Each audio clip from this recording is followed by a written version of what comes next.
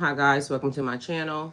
So this is going to be a message for the collective. My messages are timeless, so when you see them is when you're meant to hear them. Please don't forget to like, comment, share, subscribe. Also, please don't forget to hit the post notification bell so you can get alerts when my videos are posted. If you're new to my platform, welcome. Please hit that subscription button. It would totally mean the world to me. So we're going to start off with Al-Fatiha, the opener, in the name of Allah, the most compassionate, most merciful. All praises for Allah, Lord of all worlds, the most compassionate, most merciful. Master of the day of judgment, you alone we worship, and you alone we ask for help. Guide us along the straight path, the path of those you have blessed, not those you are displeased with, or those who are astray.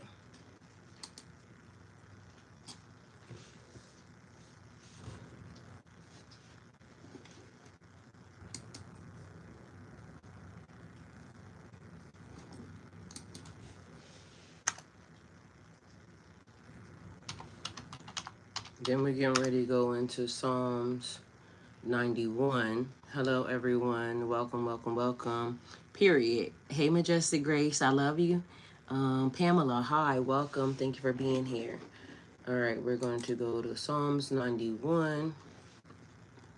Psalm 91 says, "Blessed is the one who does not walk in the step with the wicked, does not walk in step with the wicked, period, or stand in the way that sinners take, or sit in the company of mockers, but whose delight is in the law of the Lord, and who meditates on his law day and night. That person is like a tree planted by streams of water, which yield its fruits in seasons, and whose leaf does not wither. Whatever they do prospers."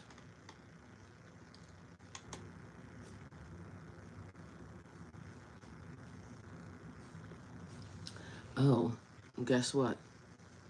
I'm going to finish reading it because I typed in Psalms 91. It gave me Psalms 1 through 41. So anyway, but those who delight in the law of the Lord and who meditates on his law day and night, that person is like a tree planted by streams of water, which yields its fruit in seasons, and whose leaf does not wither. Whatever they do prospers. Not so the wicked. They are like chaff that the wind blows away. Therefore the wicked will not stand in judgment, nor sinners in the assembly of the righteousness or righteous. For the Lord watches over the way of the righteous, but the way of the wicked leads to destruction. I'm going to play something for y'all, and then I'm going to find 91 because Kay Williams, hi, welcome. Thank you for being here. All right, so I found a couple of things this morning. Listen to this, y'all. I feel like the stuff these cats are telling me, like, keeps getting deeper and deeper. So I talked to a cat named Carmi, and he was living. And he was telling me that him and his mom had been combined before as one. And I'm thinking, like one soul? And he said, yes, one soul. I said, how? He said, there are so many things, truly. We try to give you pieces at a time. A soul can break into pieces, other souls. It is not like a birth of new souls, how you are thinking. A soul can take a piece of itself or many pieces and put them in other things. These are not new souls, they are parts. Hold on, before we start this, let me also preference and say, this is for entertainment purposes only. Because of one. Yes, they are individual, separated, one and two, but they are pieces of one another that come together and form together again. That is what you all are, what we all are, but that is complicated and intricate to explain. I said, okay, well, can you maybe try to explain in a way I'd understand? I know you all think I'm kind of stupid because one cat told me that all the cats think I'm kind of stupid, but I'm who they... This lady's name is Lori Cowan. She talks to animals. And they respect me. So Carmi said, you're not stupid, you're just human. Humanity in and of itself is one soul. You are all part of the same thing. You individuate, divide, not multiply, just divide. Divide so many times that there are billions, trillions of souls, more than that. Now, when I heard that part, it basically started to be like made in the image of God. because if you go through looking like many creation stories, one of the creation stories is that God created itself, okay? Because, masculine and feminine. So, when God created itself, but then we have to go looking into atoms and protons, things of that nature. And then it kept sparking. So, again, but I will leave you with that image for now. It is not just humans, it is plants and animals, elements, the wind and the sky, the earth and the grass. The earth is its own soul, but I cannot truly explain that in a way you'd understand for now. You are all part of the same thing. You are part of all of you and all the things. When I say my mom and I are parts of the same soul, I mean we were one, now we are two, but we are still one. Does this make sense? I know it's hard to understand. I said, I mean, yeah, I guess. So we're like a group soul, but also individual? He said, mostly, yeah. Now what I like about this lady is the fact that I don't even follow her, right? But multiple times she keeps coming up to me, right? One of the times that she came up to me, she was talking to another animal, can't remember if it was a dog or a cat, but anyway, it had told her that it wanted a jacket. Long story short, it was actually really true. The mom said that the owner of the animal said that it wouldn't wear certain clothes, but once it got this red jacket, it was in its element, as if whatever this lady told her was actually correct. There is a unique soul in everything on the planet and in the solar system. Each star has a soul, each moon, each planet, each solar system, every comet, every sun, everything. Everything has a soul, everything. He said, you will sound, okay, so he said something else, okay, and I've heard this before, and the cat that told me was like, don't share this publicly, and so he said the same thing, and he was like, I don't wish to discuss that today, nor do we want you posting about that. You will sound crazy. We don't want that for you. I believe I have explained things enough so that we may move on to the next question. And then at the end of the session, I said, Carmi, is there anything else you want to say before we finish, or any other insight you'd like to provide about the other stuff? He said things must come in segments, pieces, like chapters, one at a time. There's nothing more I have to say. And so that was, again, like, I feel like this stuff, I mean, if you've seen all my crazy cat conversation videos, I mean, but like this one seems like they're getting more crazy or more just, I don't know what, like more intense. A lot of people tell me to look into this person or read this book or like listen to the telepathy tapes or, all this stuff, study quantum physics. The reason why I don't do that is because I want to learn from the animals. Like I want to like go in blind and just hear it from the animals. That's how I'm enjoying getting the information, and I feel like it's cool to share this with people who kind of are also on the same page as me as far as their knowledge of all this stuff. So, and that's one of the reasons why when people tell me the same exact thing, I know exactly what she means. Because as soon as I start talking to people about stuff, they'll say, go look at this, go look at that. But mind you, we want to get the information genuinely. So I totally get her. This was an interesting one. If you are very confused, you should watch my pinned video because I answer so many questions. And also, I would watch my video, How is the Cat Seen the Matrix? Because that also is helpful to explain things. And long story short, makes sense to me because as I was hearing it, it was doing something to me, right?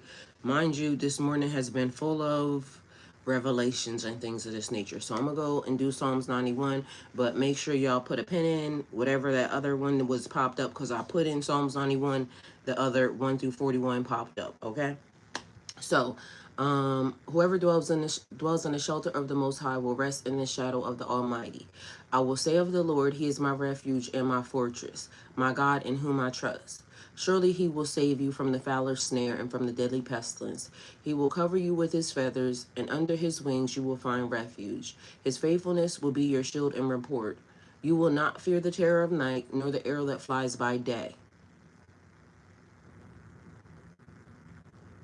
nor the pestilence that stalks in the darkness, nor the plague that destroys at midday. 1,000 may fall at your side, 10,000 at your right hand, but it will not come near you. You will only observe with your eyes and see the punishment of the wicked. If you say the Lord is my refuge, and you make the Most High your dwelling, no harm will overtake you, no disaster will come near your tent. For He will command His angels concerning you, to guard you in all your ways. They will lift you up in their hands, so that you will not strike your foot against a stone. You will tread on the lion and the cobra. You will trample the great lion and the serpent. Because He loves me, says the Lord, I will rescue him. I will protect him, for he acknowledges my name. He will call on me, and I will answer him. I will be with him in trouble. I will deliver him and honor him. With long life, I will satisfy him and show him my salvation. Amen. So with that, I'm going to say, God, please order my footsteps and give me the right words to say, because what I'm about to say is getting ready to be a lot, and God, please. Okay, so with that being said, this is the second time that I typed in something and something else came up to me. Now, the first time I just did a message, so if you're watching me now, there's a message that is pre-recorded that is coming up at the same time. So I'm sitting here, but I'm also sitting here in another video right now, just playing, right? So when I was doing that video, I typed in Psalms 91. It gave me the King James Version, okay? Now, the King James Version is the same but different. So it's the translation, all right? So different languages, different, it says thy in the way they used to speak back in the day. Ana ata'alam al-lugatal Arabiya, right? So I'm getting better. I'm learning the Arabic language, right? I'm getting better. Now, when someone speaks French, patois, Spanish, whatever the language is, right? They interpret the things that they see when they're coming from Hebrew or whatever, the best way they can, because sometimes words don't go over, all right? Don't translate over. All right, so listen to this. Every one of those red dot, I have come to find every one of those red dot maps is a unique IP. Okay, I'm not going to go to this one yet. I'm going to wait until... Iran not going along with the mainstream story.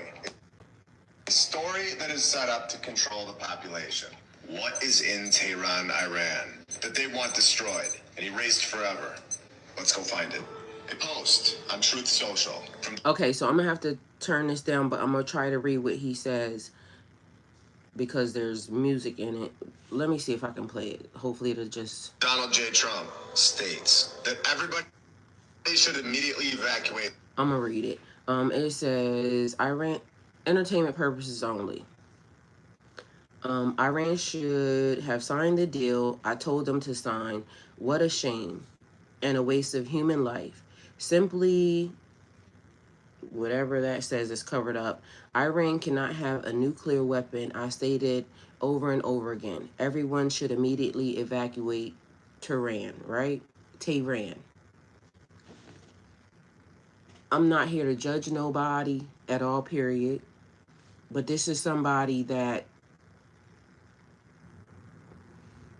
don't have the right to judge nobody either, right? Because with all the things that are happening, and again, I don't have no issue with nobody, because at the end of the day, without this particular person, a lot of stuff wouldn't be uncovered. So when we ask God for information, hi Larry, welcome, thank you for being here. When we ask God for information, we can't tell God how to give it or how to deliver it, okay? So I'm going to turn it down and I'm going to see if I can read it the way it's being given. He says, evacuate Tehran. And so that night they all listened, and it turned into a mass evacuation. These are all the cars, all the people that are evacuating, okay? Now, it says the mass evacuation took place, and mind you, if we go look at Tehran on the map, so I'm gonna pull it up and see if we can find Tehran. All right, and if y'all can, if y'all got something else to look at, go look at Tehran, right? And I'm about to tell y'all some stuff, again, entertainment purposes only. God deliver the words, please. And we'll go into that. It says, so again, let's go find exactly what's evacuated. Now, the place that's in Tehran, if you go look it up, is called the Golestan Palace.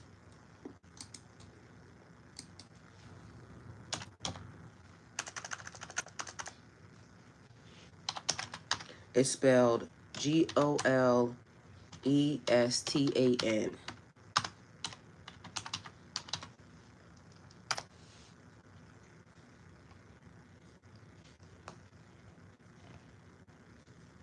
Mind you, this is just not the only thing, okay? So on Wikipedia, it says that the Golestan Palace is in Persian romanicized. Golestan is a former official royal Qajar template, is the former royal Qatar complex in Tehran, one of the oldest historic monuments in the capital. All right, so be mindful. One of the oldest. They're told people to evacuate this place. The Golestan Palace, a palace from the old world with architecture that shreds the mainstream narrative story, that and a second structure that does not belong to our world. Now, I'm gonna be jumping all over the place, but I have to remind you, because yesterday I went and I read Revelations, and God said in that book, it was him talking to Moses. I think, let me see, Revelations.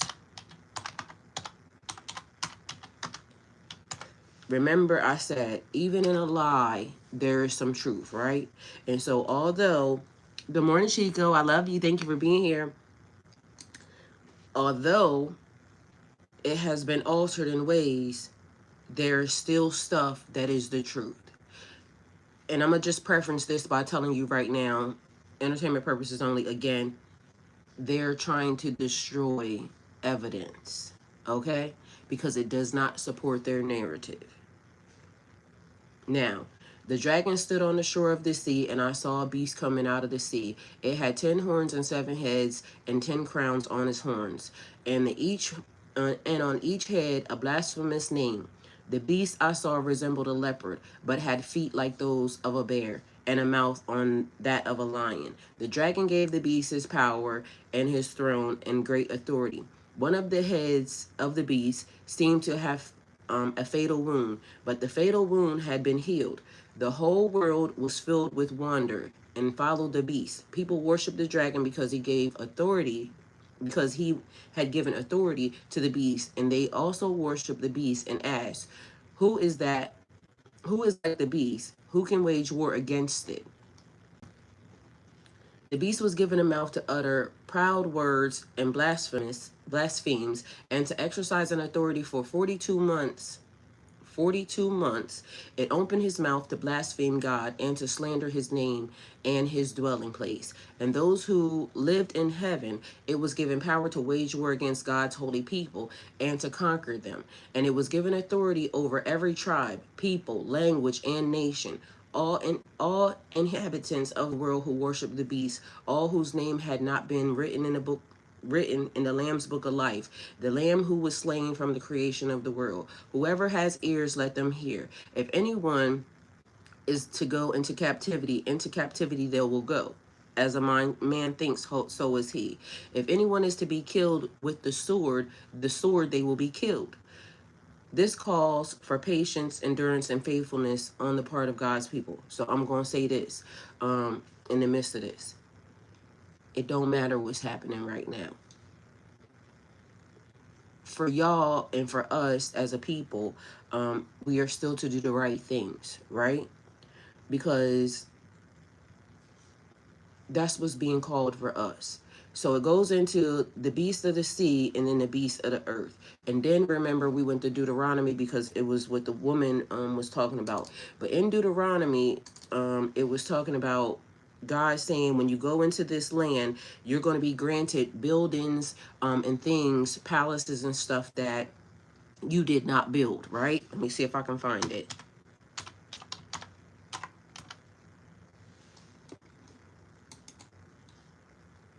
And again, you can look any of this stuff up for yourself. Let me see if I can. Okay, it says, these are the commands, decrees, and laws the Lord your God directed me to teach you to observe in the land that you are crossing the Jordan to possess, so that you, your children, and your children's children after them may fear the Lord your God as long as you live, by keeping all his decrees and commands that I give you, and so that you enjoy long life. Hear, Israel, and be careful to obey, so that it may go well with you, and that you may increase greatly in a land flowing with milk and honey, just as the Lord your God, the God of your ancestors, promised you. Hear, O Israel, the Lord your God, the Lord is one. Love the Lord your God with all your heart, with your soul, and with all your strength. These commands I give to you today are to be on your hearts. Impress them on your children. Talk about them when you sit home and when you walk along the road, when you lie down and when you get up. Tie them as symbols on your hands and bind them to your foreheads. Write them on your doorframe of your houses and your gates. When the Lord your God brings you to the land he swore to your fathers, to Abraham, Isaac, and Jacob, to give you, a land with large, flourishing cities you did not build, houses filled with all kinds of good things you did not provide, wells you did not dig, and vineyards and olive groves you did not plant. Then, when you eat and are satisfied, be careful that you do not forget the Lord who brought you out of Egypt, out of the land of slavery. Fear the Lord your God, serve him only, and take your oath in his name. Do not follow other gods or the gods of the peoples around you. Now, this is a whole thing. Mind you, my body is lighting up. Because it's all connected. And don't forget what the lady said about what the cat told her. I know that's, again, entertainment purposes only. But how one soul split into many, and everyone is connected. But mind you, I told you about the religion. So one religion says Jesus sits at the right hand of God. And again, I'm not trying to be disrespectful to anybody. And for anybody that don't like it, talk to God about it. Because literally, it's almost given like a roadmap. Now, here we go. Back with the man, right?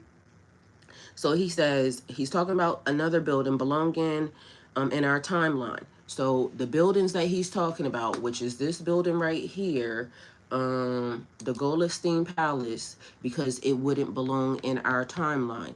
Why would it be here if they're basically saying that during this time that they were building, these people didn't have toilet paper? It wasn't the technology that they claim that we have right here, right now. Also, again, entertainment purposes only, but if you go look up the Vatican and certain things that are in the Vatican, there's a stone that is so big in the Vatican, you can tell that it didn't go through the doors. So it was built around it, okay? But be mindful here when it says, when the Lord your God brings you into the land he swore to your fathers, to Abraham, Isaac, and Jacob. Okay, it switched back to the Goldstein Palace. Now, I want to say something, but I'll wait. All right, so the photos inside this building are incredible to look at. If my own, I think that's, okay, so he's still going, and it has griffins on the door, the walls and stuff. So if you go look at it, you'll be able to see it. Front entrance at the bottom, as well as the art, the palace. Without a doubt, we have so many wars, so many times you have seen. Now he's telling these people, because if you go look it up, there's some stuff that's actually underneath of it. But the guy that's sitting in here told them to evacuate because they're gonna basically destroy it. Why are so many buildings from the old world being destroyed? Why are they also acting as if all of these lands are, you know, not connected? So he also says planned attacks are locations that are filled with old world buildings, places that don't belong in horse and wagon era, especially when we're told that this palace is UNESCO site was constructed in the dirt road era where no toilet, the era of the 1520s where they're wiping their hands, yet construction palace building around with the donkeys, but it's major construction. In 1791 with records of the actual construction process, of course being vague or symbolic. They're still trying to push their narrative. Little manpower, but this building exists. Tools, none of it was documented, while at the exact same time, they're supposedly documenting their political reforms and royal life extensively. If you are in the business of documenting things, you would mention how this place was constructed at least a little bit, right? Nothing is documented. And time again, we see this. We've seen how many horses it would take to construct something like this. We already know that horses need a lot of water, and this would have had to been planned out. This would have been part of a story, and we know that the manpower would have been massive, yet there is never any documentation on this. So how many buildings? Chico, what you say? I'm sorry. He said they don't want us to know the truth. They will lose their control. And they're on a scramble right now is what it feels like, because of the fact that it's too much being shown. Like what I say about the people, or the technology. For everything good there's also some bad in it. The thing is, without the internet, a lot of us wouldn't be able to see a lot of this stuff. And people in places wouldn't be able to connect that far that fast to be able to put all this documentation out. So it's almost like in the process of them trying to destroy, we're seeing it. It's like when you go back into the era of it's like, what is it, the circuses or whatever it was. Okay, so another thing that they destroyed was, let me see if I can find it before I say anything, because I don't want them saying, oh, you're giving out false information. No, I'm telling y'all what's there. So Google, and what is the train station that was in New York? Penn Station. All right, let me see. Because this is some stuff that y'all have to see. It's documented, it's there. But they've been tearing down stuff, entertainment purposes only. They've been tearing down stuff and rebuilding it. Mind you, if you look at the original Penn Station, they couldn't have built that. Not during that time. All right, let me see. Now, everybody, please remember that everything that I'm saying to you right now is all interconnected. So I know it's random all over the place. It's all connected. It's all the same coin, same side. Okay. Let me see if we can go over here. Because I want to make sure that y'all find it before I go. That's the same with Union Station in DC. Again, remember these things were all connected, because in order for you to have one, you would have had to have the other ones, because of the fact they would have been bringing them, yes, intricate parts of a moving machine, yes. When one station was built, the other stations had to have been built too. But mind you, what they're tearing down is way better than what we could have ever been given. It's almost like they're trying to bring us back, and it's weird because it's like a rewind, but it's not really a good one. Mind y'all, I'm gonna show y'all something else right in your face. I'm gonna go back to him, but this person right here.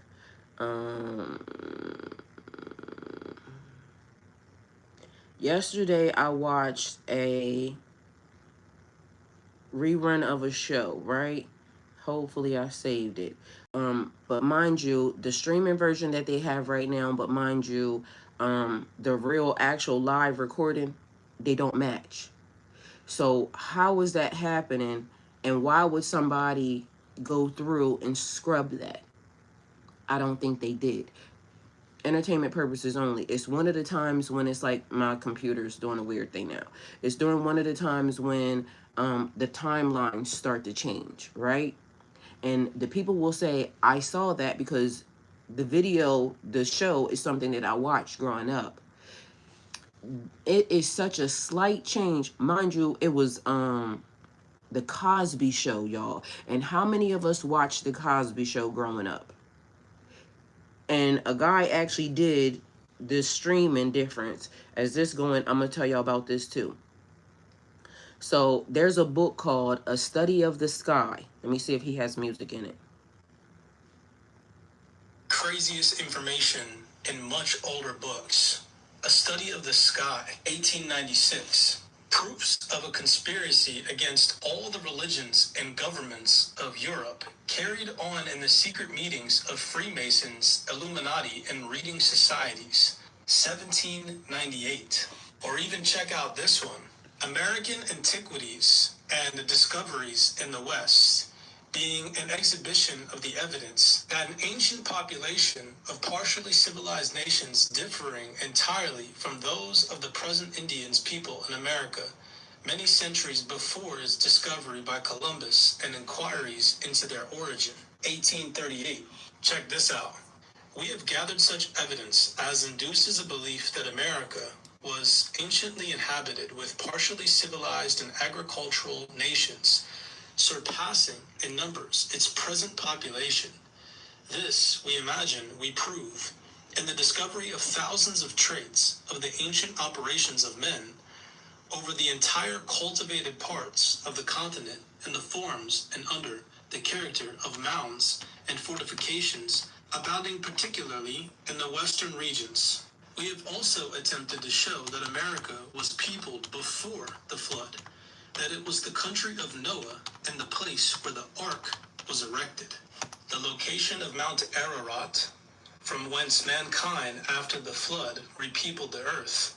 Origin of human complexions with the ancient significations of the three sons of Noah, respecting a division of the earth by Noah between his three sons, Shem, Ham, and Japheth. Traces of an Egyptian custom in Kentucky, and the discovery of a catacomb of mummies. The discovery of curious ivory images in bone mounds near Cincinnati by some...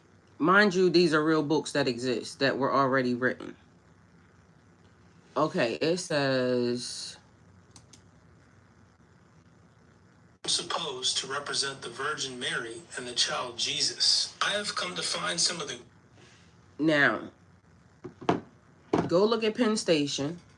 New York's original Penn Station. This thing is massive. Mind you, they tore it down multiple times. Okay?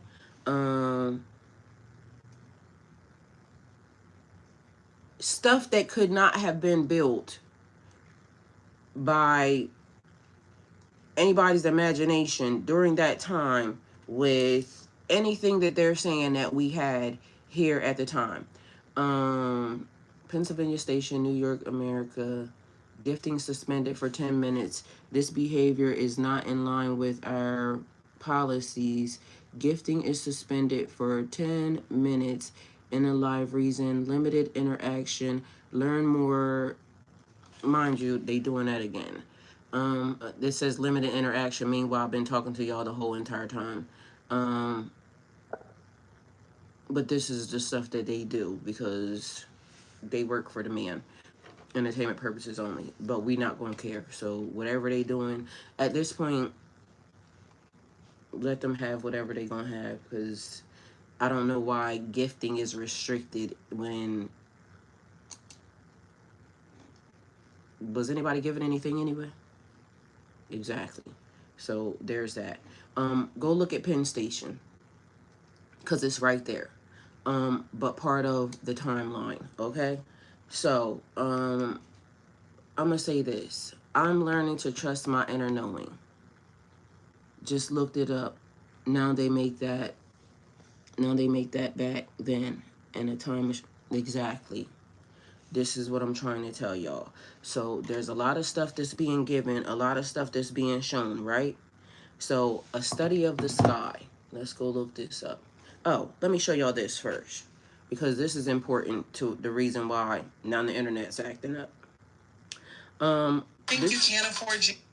This is the reason why a lot of things are going to remain the same, okay? Because this is who we live with. You're saying what they don't want us to know. Mind you, it's right here. It's on Google. Like, all God did was put it in my spirit, show it to me, and I'm showing it to y'all. So I did nothing wrong. Every one of those red dot maps is a unique IP address that is downloaded, shared, or distributing child rape images, almost all under the age of 12. And that's just a 6-month screenshot of it. And there are over 338,000 on there. There's blue dots on there. You can't really see them, but the blue ones are the ones that are under investigation. Yeah, see, not that Isn't many. That a problem of what we're talking about? And that is why the American people will never rise. And that is why the American people will never rise.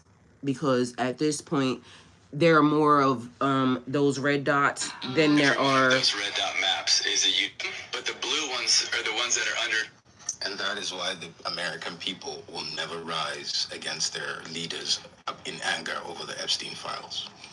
Because of or that anything crowd else. Of white men that you're expecting, right-wing white men with guns. That's the crowd everybody's thinking about when you think taking shit over. It's the violent right-wing conservative man. He's not wrong. If you see a crowd of 100, 60 of them have child porn in their computers at home. So how do you expect them to rise in anger? Because they don't push care. This when they're doing the exact same thing. When they have this little fear that if they force anything on this Epstein issue, then their dirty little secrets are going to come out. Put so much money into law enforcement to go after pedophiles, and it'll eventually get to them. Yes. That's why they're not doing anything about it, because a vast majority of white American men fuck little children or... And you can see that in whatever just happened with that little white girl. I don't know her name, but soon as she turned 18, all of a sudden, it was so many slew of men. They made this little girl a millionaire overnight because of her virginity. Why is so many old-ass men knowing that this girl even existed? It was the strangest thing. But mind you, this is the reason why. Because if we say something, my skeletons are going to come out of the closet just as fast as anybody else's. So this is the reason why when right now we have a slew of women saying, the men are saying you're overreacting, because this is normal. This is normal for them. This is normal behavior. And a lot of the wives don't know that their husband's IP address is being tracked for that very thing. Mind you, the women are so hated or has so much hatred for anything that could, and I want to use the word contempt, because it's just like what I said about the Kardashian girls, allegedly being in there at a young age, and then I go through the comments and everybody saying, this is the reason why, this, that, or the third about their adulthood. They're not looking at the fact that the ages were 17, 14. Like, stuff just going over people's heads, but they're looking at the fact that this person may have a promiscuous background, not looking at the fact of how it started. Also, nobody wants to blame the parents for nothing, because at 17, you're a minor. Who gave access to the daughters? Somebody, when I went in there, and that's what I said. Y'all hate these people so much as an adult, but y'all can't see how this started as a child. Like, those are children. You still have to protect the children. I don't care what they grew into. I don't care. So one of the people, they come in and they create a comment, and then they said, let me see if I can find it, if it shows up. The lady said, well, and again, entertainment purposes only, and I ain't blaming nobody for nothing. This is exactly what's happening and what's going on. Let me see, where is it at? Because I don't want to lie on nobody. I don't like doing that. But they basically blamed, they said that the dad wasn't there at the time. Mind you, the dad was a famous attorney, right? They said the stepfather was there. Now, if y'all go through, and I ain't blaming him for nothing, because, but y'all know when y'all go through, like, what is it called? The profiling, right? Of who these people, connect with. Normally, even with women, they tell us to watch out for, certain men that try to come into your household and start doing XYZ things, right? And so the person said, well, the dad wasn't there, that this person was the stepfather and that person is there. Step parents are parents too. Step parents are parents too. The thing is it being a step parent, and I didn't read no file, so that's not on my computer. So the government can't say I downloaded, I read, I nothing, because I didn't even go look at it. Because at this moment in time, even looking at that and putting yourself in there now says that you have downloaded, which could also be a thing. Now, when a lot of files and things get downloaded, because, like I said, they're looking for something, well, this could also be the thing. They may have gave all them files to the public because now you're guilty too. Because guess what you saw and guess what you downloaded when you downloaded them files? Child. So now you're implicated as well because it's going to be on your computer. And this is the reason why sometimes we got to watch the gift horse. Because if I want to cover up my guilt, I want to make you just as guilty. So let me release whatever's there. And again, I don't know what's in it because I wasn't putting that stuff here at all, period. So whatever's there, you have now seen it, but step parents are parents too. So let's not get that twisted. And also, why did the step parent, if in fact that person's children are not there, why are you the parent of other children? You go into a household and now their children are there. So who allowed that? Okay, so we have to be mindful. All right, let me see. Liked your comment. So let's see if I can find where the comment actually was on this, because I want to...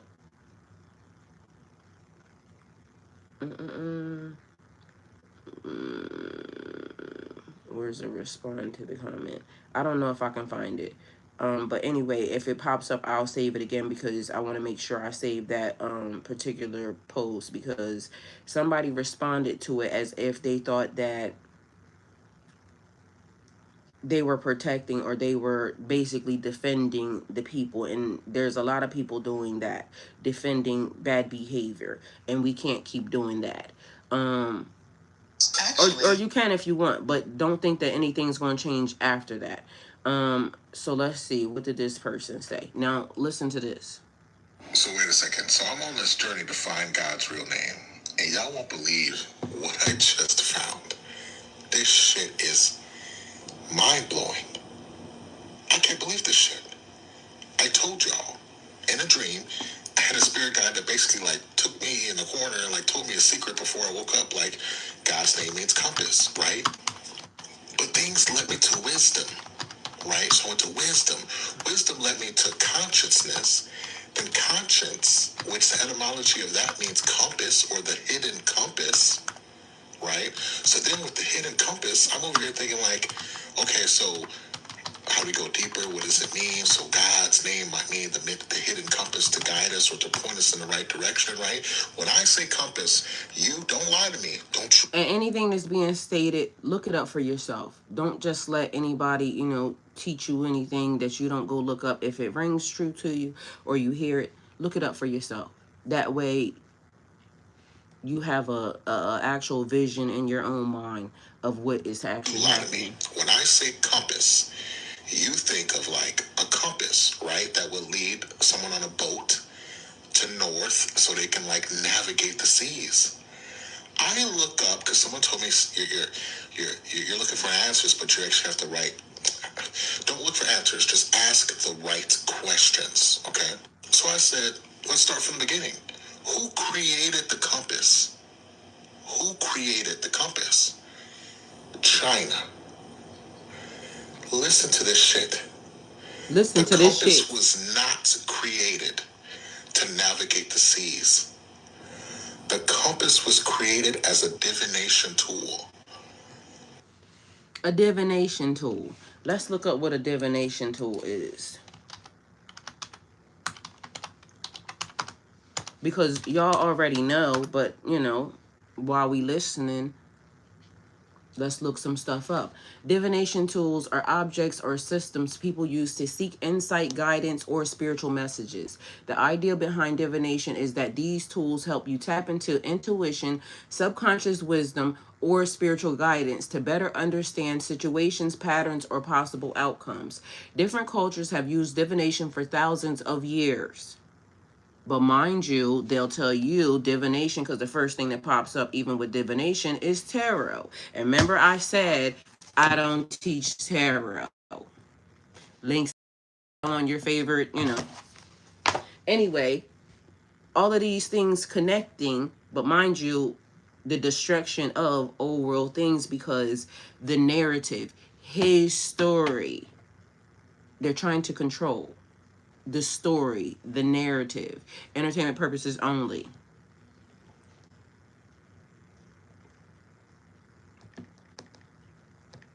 Now, which means to seek hidden knowledge. More from a mathematical lens, it was created as a divination tool and it's fortune telling. Are y'all listening to me? Someone told me in a dream. God's name means compass, and the first compass was actually a divination tool. Look this shit up. Look this shit up. Okay, now he's getting the downloads because they're trying to tell us, what we need to know. And this is about trusting yourself, because suppose he didn't trust himself.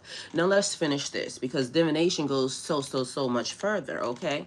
Now, and this is the things that they have been using, that they have been telling you not to use, because remember they said they did the Salem witch trials and, witches got burned at the stake for da-da-da-da-da. But meanwhile, the compass that they navigated across the sea and everything else that they claim they used to navigate across the sea.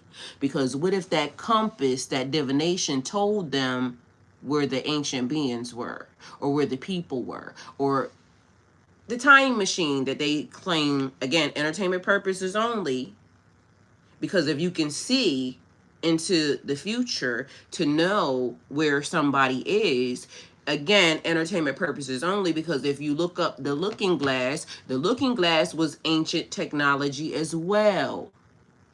They used our own stuff against us and then lied in our faces. And they're still doing it. All right, so let's go to where we need to go. Mind you, it's not taking anything away from God, just so you know, because again, I'm gonna go over here and it says,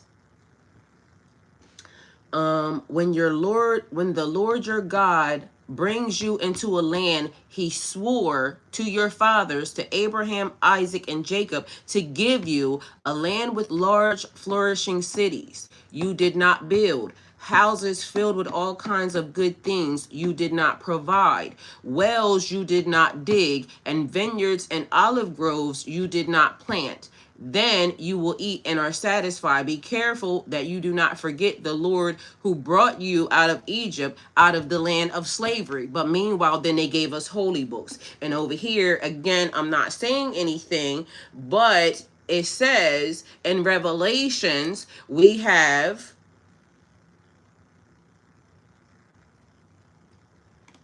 the beast out of the earth. Then we have the beast out of the sea, but it's tied to the right hand and a mark on your forehead. And as I said, not trying to say nothing, but Jesus sits at the right hand of God. That's what they told us. And also, you know, we have learned that when you will get a mark on your forehead from prostration. Again, not saying anything to anybody or about anybody, but God was always the key, never the people. You connected to the soul, like the lady said, because when God invented, and we're going to go look up what atoms and things of that nature do, okay? Because technically it's a whole connection, and we got to look at the whole because everything is important. So when you pinpoint your focus on one thing, it's like tunnel vision, but you're also not seeing the bigger picture. Remember I said even about people's body languages and things of that nature, sometimes you miss stuff because you're so focused over here. But mind you, there's a bigger picture that's being painted. God told him what to go look up. Now, so over here, we're going to go for, where we was at, the divination. So divination tools are objects or systems used to seek insight, guidance, or spiritual messages. The idea behind divination is that these tools help you tap into intuition, subconscious wisdom, or spiritual guidance to better understand situations, patterns, or possible outcomes. Lord, I don't want to be smarter than nobody at all, period. So just so y'all know, and I only want to say what I'm supposed to say. So different cultures have used divinations for thousands of years. Some tools rely on symbols, some on chance, and some on interpreting patterns. Below are some of the most common types. Tarot. Tarot is one of the most well-known divination systems. A tarot deck uses 78 cards divided into major arcana, 22 cards, life lessons, and big spiritual themes. Major arcana, 56 cards, everyday situations and emotions. A reader shuffles the cards and lays them out in a spread. The meaning is interpreted based on the card symbolism. Everyday things, imposition in the spread. So it's a certain way that they tell you past, present, and future. There's many different tarot card, spreads that you can use.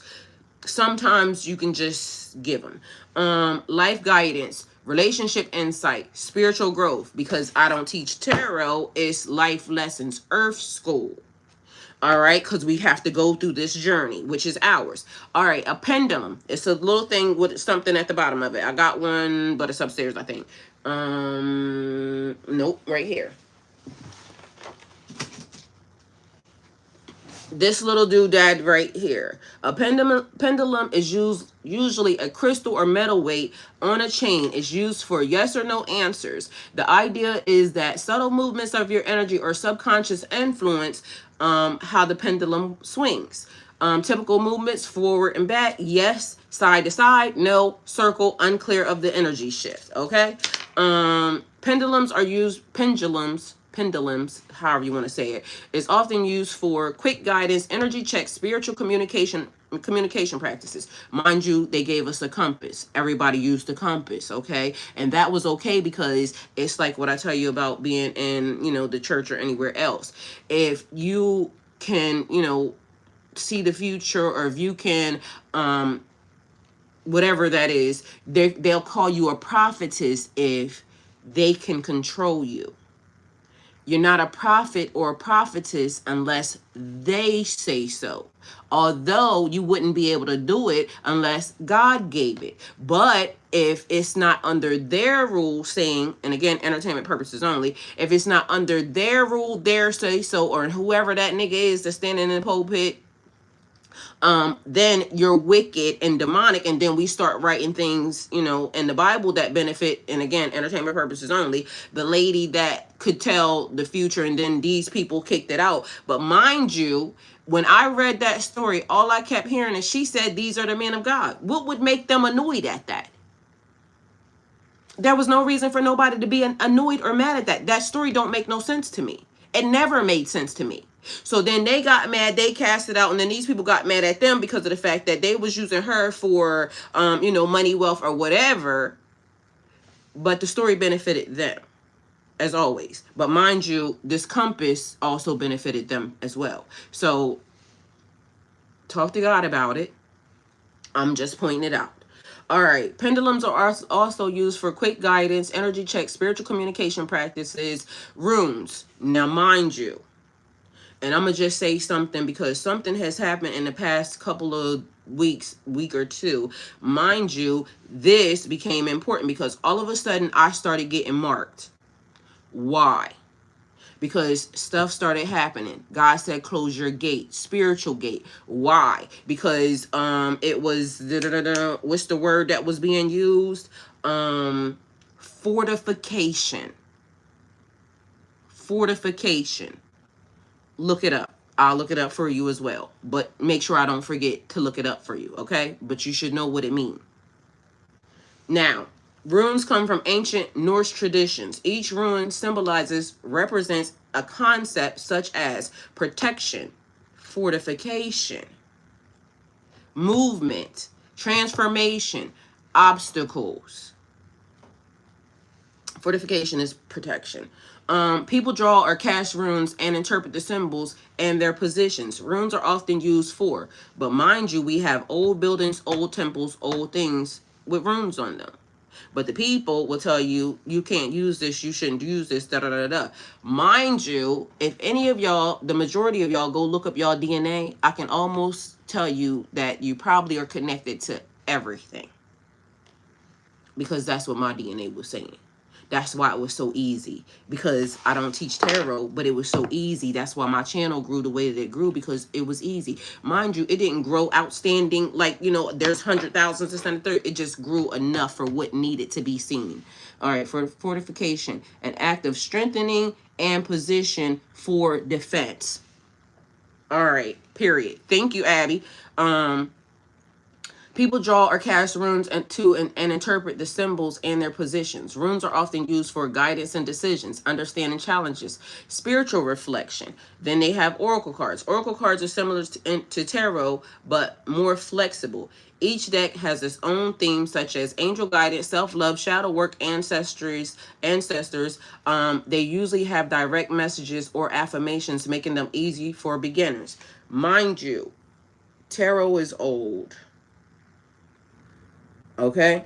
And we can go look up when tarot was actually first interpreted. Actually, I got one of the first set of tarot cards. It's a strange looking thing, but you know, I can show y'all what it looks like. Scrying. So scrying is the practice of gazing into reflective surfaces to receive intuitive impressions. Does that not sound like a looking glass to y'all? Again, entertainment purposes only. Important thing to remember. Most experienced practitioners say the tool itself isn't the source of the power. The tool simply helps focus intuition and awareness. The real reading comes from your intuition. So now, this is the thing. Some people are better than others, like the lady being able to talk to the cat. Some people, gifts and talents, you know, because it's even there too. Gifts and talents in the Bible, the people that used their gifts and talents, God multiplied them and gave them more. The people that didn't, he took them away. It can be interpreted any way you want to, because they will say, oh, it's this is what they meant. But how you gonna tell me what somebody meant? This is what it said. Gifts and talents are gifts and talents, something you can do, something that was given to you for you to be able to do. And just because they can't control it here, you're wicked and demonic.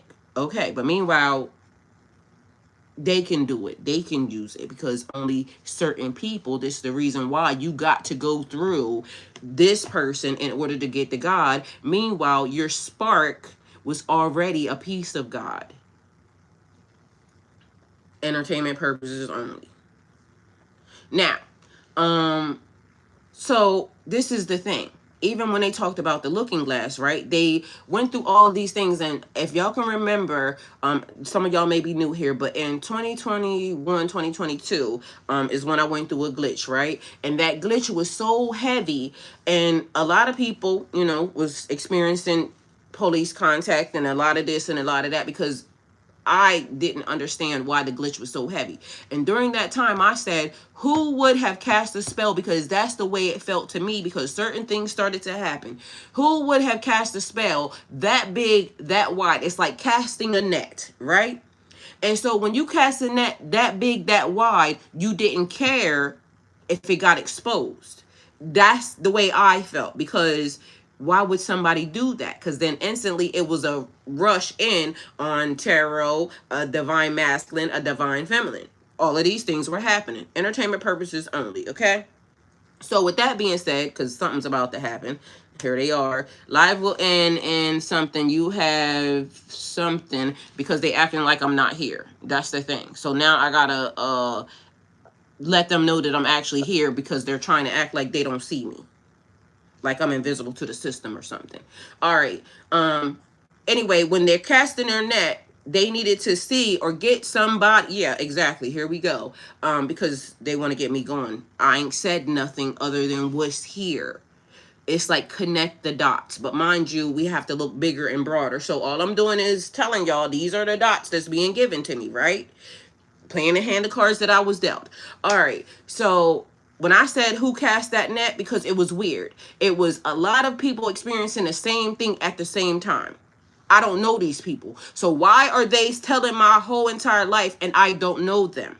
So then that was the universe saying these people are connected, because remember I said we are walking the, you know, pathway, and either we can do it like this, because guess what? If you hold your hands like this, you can feel heat. If you hold your hands a little bit like this, depending upon who you are, you can still feel the heat. If you hold your hands like this, you can still feel the heat. So if, you know, you can only feel it at this distance, that may mean that your intuition may be, you know, like this. And then so on and so forth, right? I got told at that time, watch and don't interfere. I said, I'm not the supervisor, so why am I being told to, you know, watch and don't interfere? But then it gave the watchers, because guess what they were supposed to do? The Nephilim, or the angels, the fallen angels, they were supposed to watch and not engage. Mind you, then we were talking about ghost DNA. Who got ghost DNA and why you have ghost DNA? But in the Bible, it was written that they saw the daughters of man and they were beautiful. So they came down into da-da-da-da-da.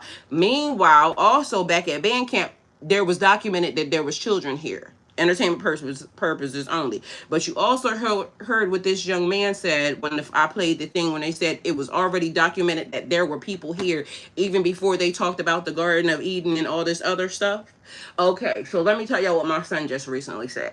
Mind you, it was crazy because right after he said it is when it started showing itself to me, right? So my son calls me and we're having a conversation about, you know, Adam and Eve and this, that, and the third and everything that was happening beforehand. My son says, Mom, what if the Garden of Eden was their first observation tank?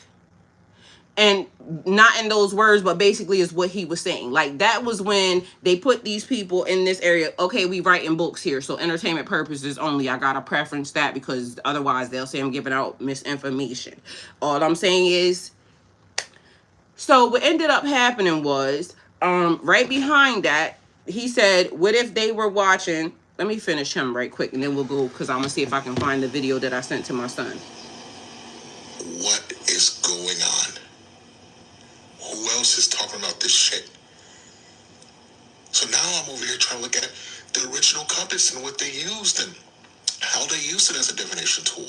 And on this compass was a big, beautiful compass, and they had the 24, all the different. Oh my, y'all are not Mind you, he's not lying. So just right here, because I'm getting ready to tell y'all, down here, when I went to go look it up, it says the compass, who discovered it. The magnetic compass was first discovered and developed in ancient China. He didn't lie. He said what he said. Chinese scholars observed that a natural magnet stone called lotus stone was aligned itself north and south when allowed to move freely. Early discovery. The earliest evidence comes from, mind you, my computer grade go crazy again, y'all, just so y'all know. One of the earliest evidence comes from Han Dynasty around 200 BCE, 200 CE. During this time, Chinese thinkers studied magnetism, noticed that certain stones naturally pointed to in the consistent direction. One of the earliest versions was called the south pointing spoon. It was made from lotus stone. The spoon sat on a smooth bronze plate. When it moved freely, the handle always pointed south. At first, this tool was not used for navigation. Original use, spiritual geomancy. Early Chinese cultures used the compass mainly for geomancy, feng shui. Mind you, we still use feng shui today. Y'all got my grow light on again, so it's making me sweat. We still use feng shui today. Okay. It helped determine the best direction for buildings, burial sites, spiritual alignment with the earth. So the compass actually began as a spiritual and environmental alignment tool, not a travel device. Compass used for navigation around 1000 through 11 CE. Song Dynasty, Chinese sailors started using the magnetic compass for navigation at sea. This changed global travel because ships could now find direction even when the stars were hidden by clouds or fog. Spread to the rest of the world, the technology spread through the trade routes: China, Middle East around 1100s, Middle East, Europe around the 1200s. European sailors improved the design and began using it widely during the age of exploration, which helped explorers cross oceans. Why the compass was so revolutionary? Before the compass, navigation depended on the sun, the stars, the landmarks. The thing that is common in everything: the sun, the moon, the stars. The sun being the father, the moon being the mother, the stars being the children. Family dynamics. Everything is connected, no matter what they say and how they say it. Entertainment purposes only. Look it up. It's in everything. Mind you, the thing here is, it'll say BC, before Christ. Mind you, nobody ever paid attention, because there were so many years that existed before that. Remember I said we got to go back to the beginning, to the start. And here,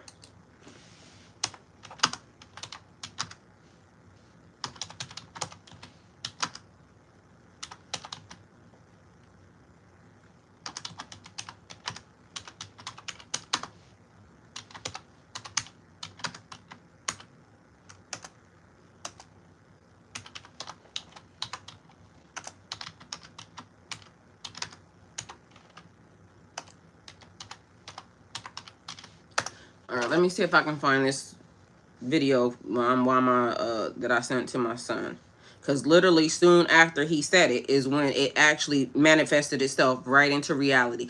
It's a thing like when the student is ready, the teacher will appear. So when you're meant to see it is when you're meant to see it. When you're meant to hear it is when you're meant to hear it. When stuff starts being questioned and things start popping up. What the hell is this? Streak unlock. Okay, don't need that. Let's see if I can find it. Hopefully it's there.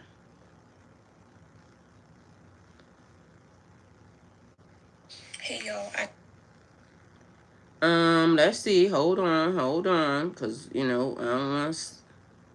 Let's see. What if I told you the Garden of Eden was never a blissful paradise, but a human zoo built by beings who wanted workers, not worshipers? Walls. Remember I said even the internet, they're still trying to do the exact thing. This is like the human people zoo, because literally they want you to sit on the internet and do all of this extra work, and meanwhile they want to be mad at people for, you know, but it got music in it. So as you hear, the Garden of Eden was a human zoo. Watchtowers and a security system. Hold on, let me turn it down and then I can see if I can read it. What if I told you the Garden of Eden was never a blissful paradise, but a human zoo built by beings who wanted wokeness, not worshipers, walls, watchtowers, and security systems, all designed to keep new species comfortable and contained while the operators watched every move. Two special stations sat in the middle, one that kept test subjects alive for long as needed, and the other storing data they weren't authorized to touch those who rules were broken. Keepers, hold on, they're going too fast. The moment was rules broken, the keepers shut the gates and wiped the site from the map. So after the rules, the story that they gave us, all of a sudden, they kicked the people out, and this is what happened. So the Garden of Eden was a human zoo. Entertainment purposes only, book reference, okay? Anyway, so languages, it says, languages that names it the first human compound was locked. Let me see, go back. It was wiped from the map. Every ancient language that names it the first home of humanity is a locked compound. Hebrew calls it Gan, an enclosed garden. Old Persian has Parazita, whatever that name is, Parazita, park ringed by walls. The Greeks repeat sound as paradise. Same meaning, fence zone. Life inside the gardens. Outside Genesis keeps technical details. One central water source splitting 4 channels. A catalog of animals brought in for inspection. 2 restricted trees. 1 for sustaining biology. 1 for uploading knowledge and security. Force posted the gate movement protocol is breached. Sumerian tablets run parallel. They call the place Eden. Describe skyborn overseers speak of the time when the task of the gods was laid upon mankind. In both records, humans are prototypes. The enclosure a lab, and eviction is not a sin story. It's a containment event.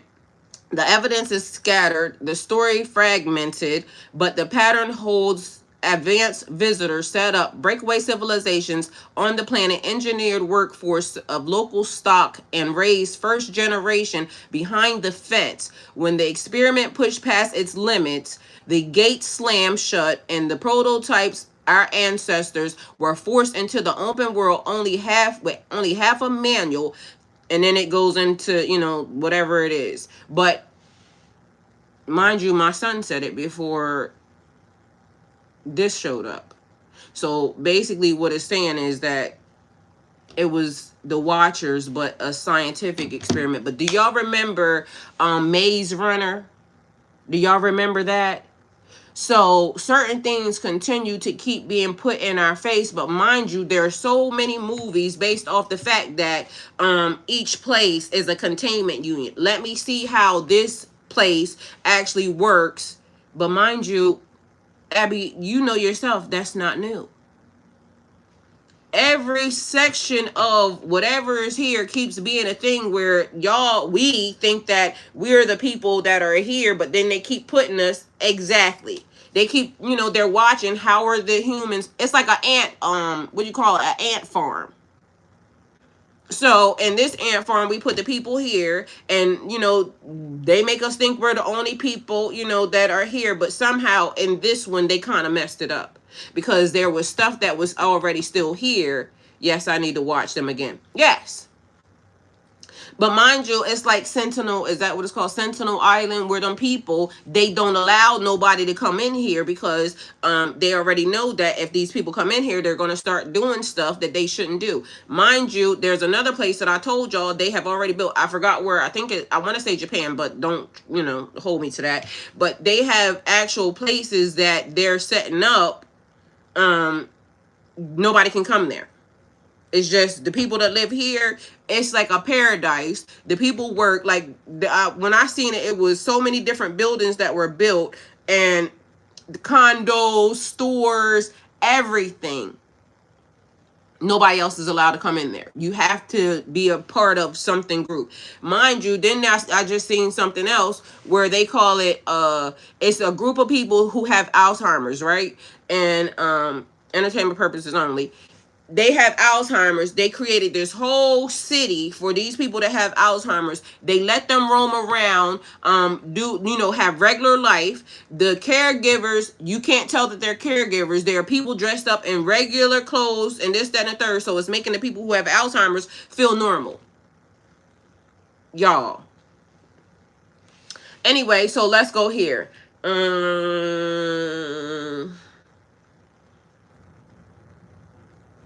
Okay. What atoms, protons, and neutrons are. And, okay, hold on. Let me put this in. Sophia.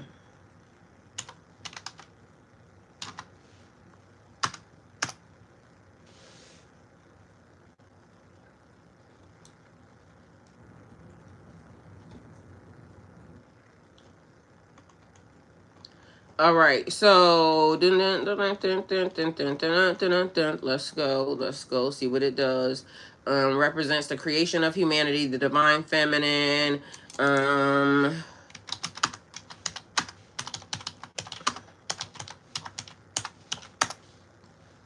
There's too many stories that mimic this thing, okay?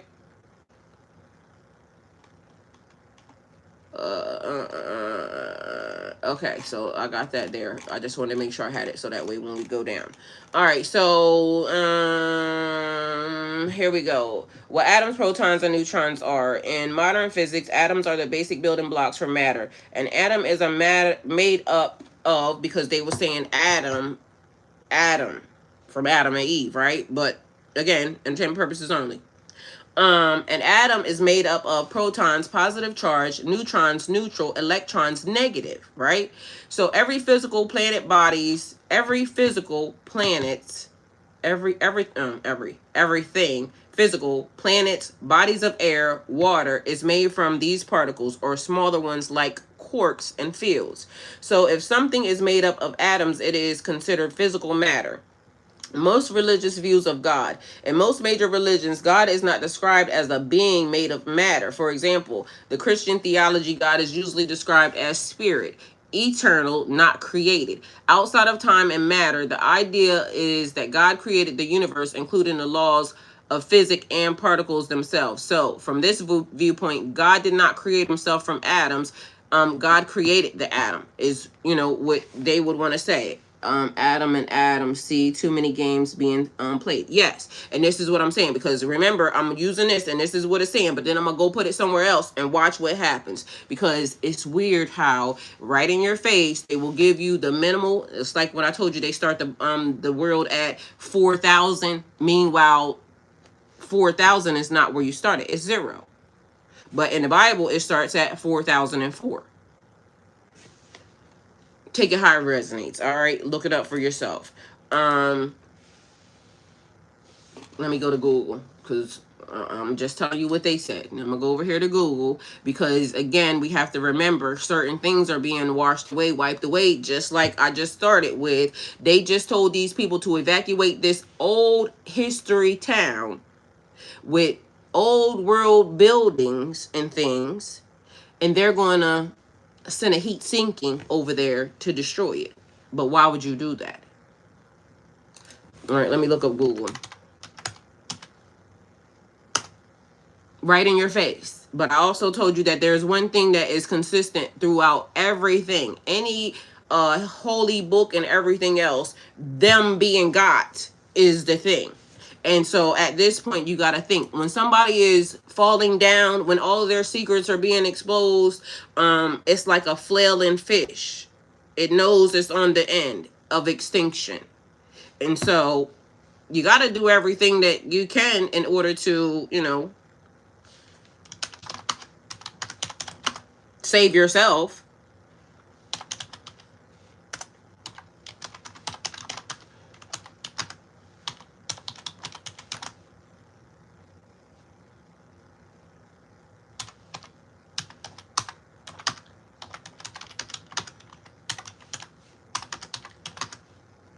And the funny part about this is they want to make it hard for you to find it, right? But meanwhile, I know it existed, because when everything happened, and I told y'all, it was like I was learning stuff like fast. You have to figure out what this is, because So I know it existed. It's like what I told y'all about certain Bible things that are there. I know it existed. I read it. And you're not going to tell me that I didn't when I know that I did. So the primordial spark. While every culture begins with a story of light, the concept of primordial spark has captivated human. Why is this over top of here? Can you get off there? Captivated human imagination for centuries. It represents the power and mystery of creation itself and very real gods, Brahma, Vishnu, and Shiva. Mind you, if you go look up Vishnu, remember we just talked about Vishnu last week, and their temples, the things that they built. Mind you, these things are very beautiful, very elaborate, very looking expensive.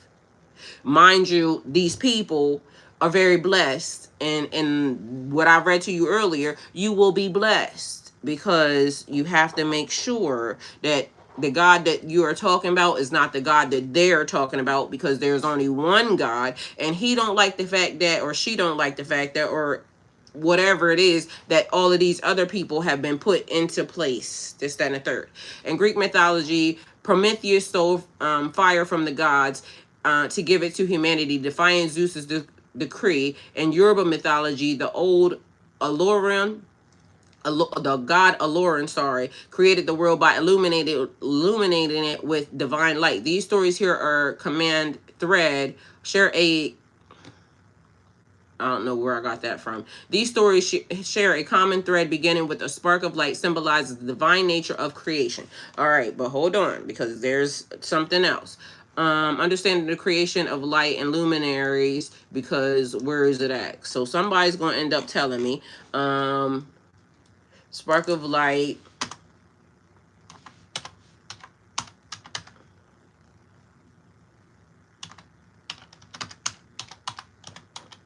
Like the man said, you heard what he said. Sometimes we're not asking the right question. And you have to ask the right question. So let's see. How organic chemistry convinced me of the creator. We believe God created atoms and molecules and all the laws that govern reaction. He created the science of chemistry within the studies of stereochemistry, the study of molecular structure in 3 dimensions. Let's see. The scriptural accounts of creation, a scientific. This purpose is a paper to examine the scriptural accounts of creation from scientific point of view. Okay, so let's see. Then there's a thing. So if we go back and it talks about Genesis, when God said, let there be light, but then the sun and the stars were not created. So where did the light come from? That was the other thing. But we can go look it up. The purpose of this paper is to examine the scriptural accounts of the creation from a scientific point of view, with particular emphasis on physics and astronomy. Although of necessary, I will also have to deal to some extent with biology, chemistry, and geology. The views expressed here are my own and not meant to represent the views of the Church of Jesus Christ of Latter-day Saints or Brigham Young University. They are distillation of my thoughts and conclusions over 2 decades of teaching and research. As we deal with the creation, I suggest that there are some basic principles that we need to follow in our quest for truth. Both science and religions have a major purpose: to search for the truth. But what is the truth? I believe that the best definition comes from the Doctrine and Covenants. Truth is knowledge of things as they are, and truth is knowledge of things they are, and as they were, and as they are to come. 93:24, whatever that is. Truth then is knowledge of things as they really are, past, present, and future. Although the methodology of science and religion differ from both are ways of learning about the truth. Brigham Young stated, the idea that the religion of Christ is one thing and the science is another is a mistaken idea, for there is no true religion without true science, and consequently there is no true science without true religion. The emphasis, of course, must be on the true science and true religion, because again, true science and true religion, what is the truth? Because they gave us something and they said, use this. But mind you, we also know that they started playing with it, and then they got mad at some people, again, entertainment purposes only, because they were mad at the Ethiopian people because they did not give them access to something. They kept it whole. And then they had to hide it because they knew that these people were coming for it in order to try to manipulate it and change it. All right. Take it how it resonates. But remember also, we talking about a false prophet and then whatever the other entity is. Two of them. All right. Anyway, the emphasis, of course, must be on the true science and the true religion. When seeing conflicts arise, either the scientific principle is wrong or our understanding of the revealed religious concept is mistaken or incomplete. Incomplete because of the language, because of this barrier and this barrier from this person and this person, but lack of understanding and lack of wanting to understand, because we also know that in one of the stories it says they were trying to build in order to get into heaven. They, what is it, not Jacob's ladder, the Tower of Babel, where they got knocked down, dispersed, and then the languages. So that meant God did it intentionally to make sure that they couldn't come together to do da da da da da, but also then the people kept needing to be, you know, separate, because look at what they do. Anyway, understanding the revealed religious concept is mistaken or incomplete. When discrepancies do arise, the revealed word of God must take precedence. God's word, not these people's word, though. She said too many games are being played, period. I mean, but we see it. And the thing is, being aware and able to see it is also a blessing too, even though, you know, it kind of is annoying and making people mad. Anyway, we must not rest the scriptures, as Peter warns. But again, who is Peter? Is Peter one of God's or is Peter one of theirs?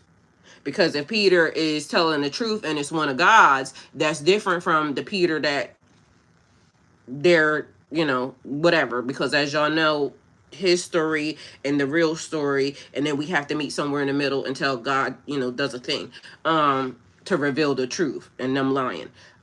We need to develop a humble recognition of the limitations of our understanding of our ability to interpret both science, scripture, and science. Dogmatism, pride, and prejudice can cloud our judgments and mislead us. Our knowledge about the creation is limited. We do not know how and why, and when all of these things, our infinite limitations are such as we could not comprehend them if it were revealed to us in all their glory, fullness, and perfection. What has been revealed is a portion of the Lord's external word, which we must believe and understand if we are to envision the truth about the fall and the atonement, and thus become heirs of salvation. Our knowledge, both scriptural and science, is limited. We need to keep that constantly in mind. All right, we need to keep that constantly in mind.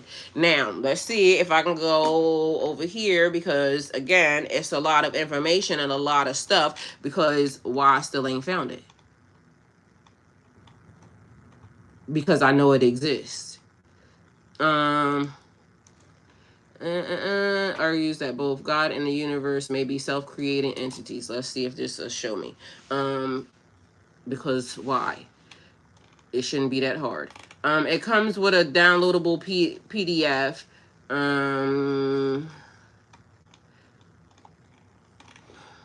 I wanted and I might actually have it on my computer, because I was saving a lot of stuff from that moment in time, because for some reason I just knew that something was going to happen.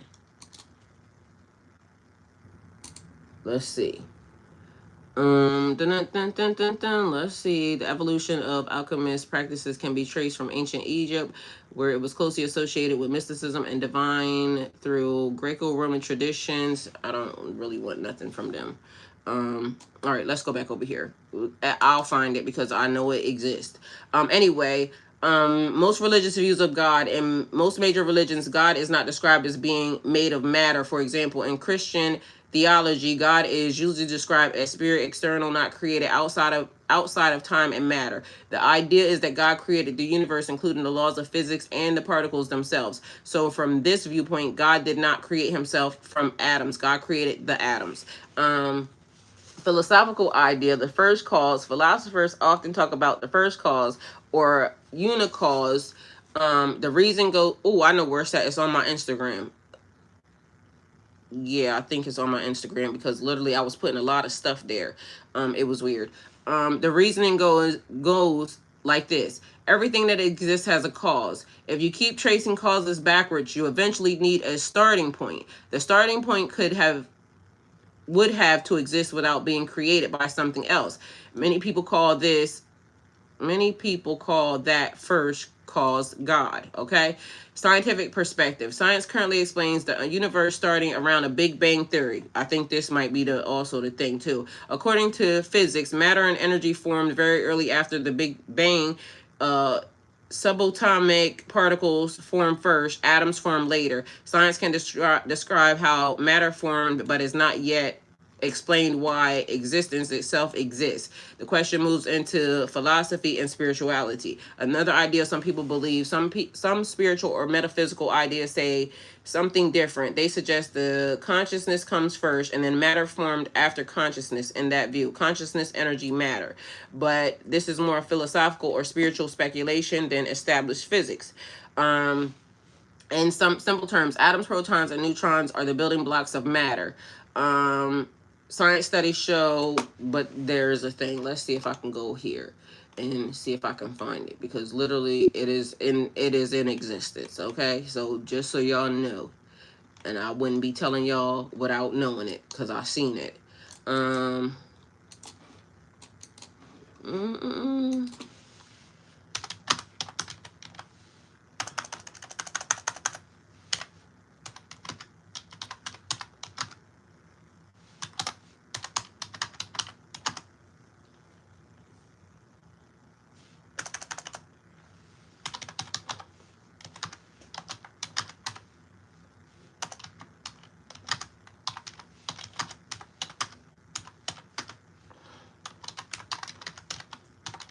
Let's see. Because most of the time y'all already know that it's just the way you ask it.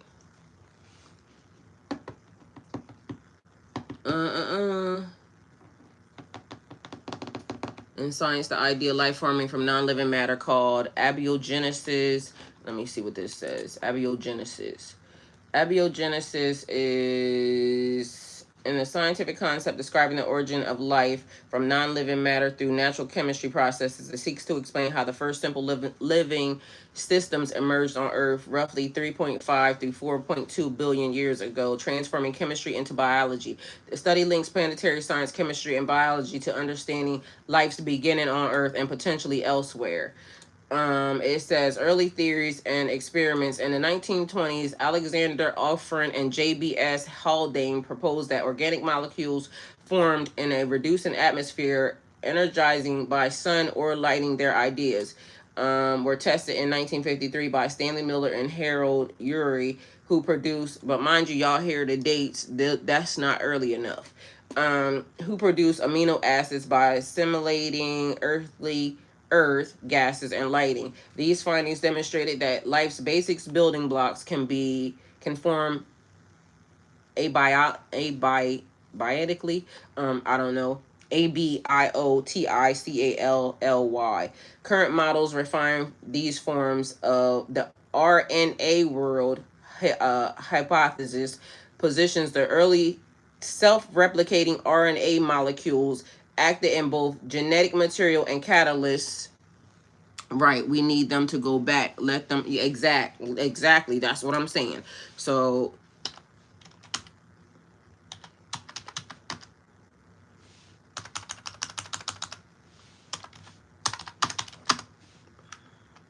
all right, let's see. I'm gonna see if it'll actually do that. Otherwise, I'm gonna have to go and look it up for the Bible. Genesis is the first book of the Bible and part of the Torah in Judaism. It comes from the days. Okay, so here it is. Yeah, here it says in Genesis, but I want to go read the actual Bible part of it. It says Genesis 1, the 7 days of creation, God created the universe in 7 days. So day 1, light and darkness. Day 2, sky and water. Day 3, land and planets. Day 4, sun, moon, stars. So where would light and darkness have came from if there was no sun, moon, and stars? I don't know. Day 5, birds and sea creatures. Day 6, animals and humans. Day 7, God rests. All right, so let's see. Let me ask this. Where would light, but then we're going to go back because, mind you, just remember, this is just only a fragment of what is happening. Where would light and what would light and darkness look like? That's what is the question. Remember, y'all, they said you have to ask the right question. All right, this is where the issue keeps coming from. What would light and dark, excuse me, look like if there was no sun, moon, or stars? But mind you, it's already written in the Bible, so it actually is there. It exists because I've seen it too. What light and dark are. Light is electromagnetic radiation that we can see. The sun, moon, and stars are our main source of natural light on Earth. Sunlight, bright direct, comes from fusion reactions. Moonlight reflects sunlight. Stars, distant points of light. Darkness is simply the absence of visible light. So without any stars, moon, or sun, there is literally no natural visible light source. Okay, so let's go ask another person. I'm gonna go back to this, but because it's not making no sense. Let's go over here. Because again, we need a second opinion on this. Because this could just be one of them things that, you know, another disconnect. You ain't never lied. Oh, so then it also says what you would see without the sun, moon, or the stars. Earth's sky would be pitch black, even during what we call daytime. Shadow and color wouldn't exist because both require light. Shapes, textures, and colors would disappear in darkness. Glow from human-made sources, fire lamps would still exist, but only locally. There was no people. The people came on day... Where the people came from? Let me see. The people came on day... Animals and humans, they came on day 6. So day 1 is lightness and light and dark, okay? But I'm gonna just have to go look up the actual Bible reference because it don't exist. Sorry, I haven't been engaging. I'm getting ready for class, but I'm listening. You are fine. All right, so let's see. So then it says, now that is messed up. It's trying to reconnect, y'all. So now we got issues. What would be seen without sun, moon, and stars? Earth's sky would be pitch black, even during what we call daytime. Shadow and color wouldn't exist because both require light. Shapes, textures, and colors would disappear in darkness. Glow from human-made sources, fire lamps would still exist, but only locally. They wasn't here because they didn't exist. Basically, the day-night cycle disappears because it depends on the sun. The Earth would be a perpetual night, but there was light. All right, so could anything be light without without sources? Technically, light only exists if phantons, P8, oh Lord, I'm saying phantoms, is photons, are emitted or reflected. So in your scenario, light as we know it wouldn't exist at all. This is what they said. We get into the bottom of stuff. Period. Darkness would just be night. It would be absolute blackness everywhere. Your eyes wouldn't detect anything because there's nothing for them to see. So many mystical or metaphysical traditions describe light as consciousness or awareness. So what was conscious or what was awareness? In this sense, even without the sun, moon, and stars, light could exist as inner perception, energy, or awareness. But wouldn't that mean that was God making itself light and dark? I don't know. Again, asking questions. Darkness couldn't be seen. Darkness could be seen as ignorance or unmanifested potential, not just the absence of photons. But there was no people. So to who? So spiritually, you could say light exists within, even in the absence of external light. Darkness exists outside, but also inside the mind.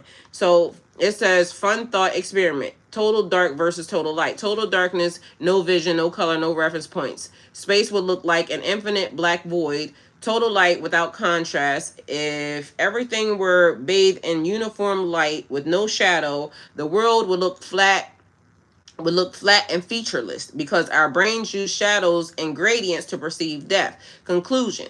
Depth, D-E-P-T-H. Conclusion, light and dark are relation concepts. They exist only in contrast to each other or because there is something to illuminate. Without a light source, darkness isn't just night. It's absolute nothingness in terms of perception. So how could light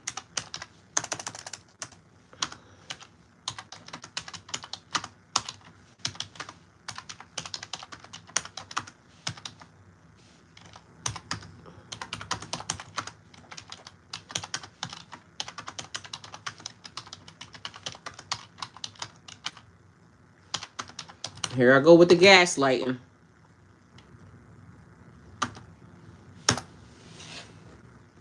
Let me see. It says, and now we're getting into a classical spiritual scientific paradox, and it's one that theologians, scientists, and philosophers have debated for millennia. So let's unpack this carefully. All right. Mind you, again, we're going to get a second opinion because, you know, we got to be mindful that these niggas be lying. In Genesis 1:3-5, it says, and God said, let there be light, and there was light. God saw that the light was good, and he separated the light from the darkness. Notice two things here. Light appears before the sun, moon, and stars are mentioned. They become on day 4. Light is created by God's commandment, not by a physical object. Light as a spiritual or fundamental energy. Some theologians and mystics argue light in Genesis is not necessarily visible light as we see it today. It could be a primordial energy or spiritual illumination, the first act of bringing order from chaos. Darkness represents formless void, chaos, and potential. All right, so from what though? Light, God presence, order, and awareness. Light, God's presence, order, and awareness. Darkness and uniform chaos. Separation, the first distinction in reality. Now, light, God coming into existence, but God is everything. So that would mean that on the first day, let there be light, God created God. Period. Another way to think of it is God could create the effect of light without the sun and stars because God is not limited by physics. Light does not have to come from a star. It can be God's own energy manifesting or initial spark of creation, period, that later forms physical sources like the sun. This is similar to how quantum physics energy can exist before matter fully forms. They still trying to cover something up. Light, knowledge, life, consciousness, darkness, ignorance, death, and potential. Day 1, the beginning of awareness and separation of opposites.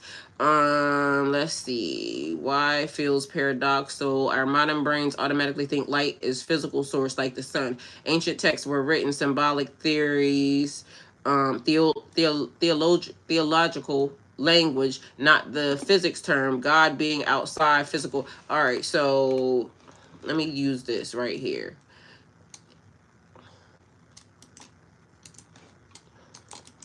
I'm going to say what would explain this because it's basically trying to dance around what it wants to really say.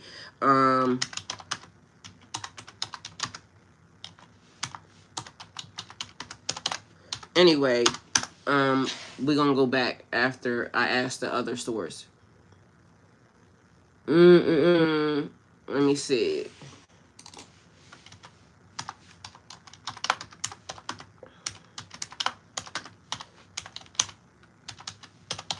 Explain it using chemistry. Let's see if it does that.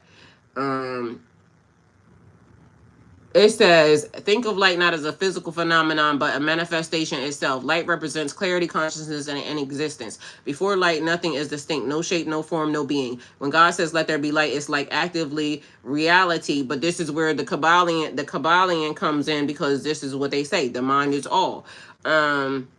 When God says, let there be light, it is actively relating or bringing awareness into being. Metaphorically, light, God reveals himself. Light, the first signal of life, knowledge, or order. In quantum, good morning. Good morning. Hey, Mr. Steele. In quantum terms, you could even think of it like energy before matter, the spark that allows reality to manifest. All right, so darkness, uniform chaos. If light is manifestation, darkness is the opposite. Everything that exists but is still hidden or unformed. It represents potential, the formless void, the undifferentiated. The darkness is not evil in a sense, is unstructured energy, unawakened consciousness, raw potential. Without darkness, light wouldn't have meaning. Contrast is necessary. Analogy, imagine a blank canvas, darkness and brushstroke of paint light. The blank canvas holds infinite potential, but the brushstroke defines the first reality. Separation is critical. Light exists, darkness exists, and God defines the boundary between them. This is more the physical separation in its cosmic ordering. Separation is the first action of distinction, the first step in transforming chaos into structure, law into reality. The philosophy, like the philosophy, this is like logos, the ordering principle of universe. Everyday analogy is, think of turning on a lamp in a dark room. Yeah, we already know that. Like, you still trying to play with me. All right, so where did... Okay, here we go.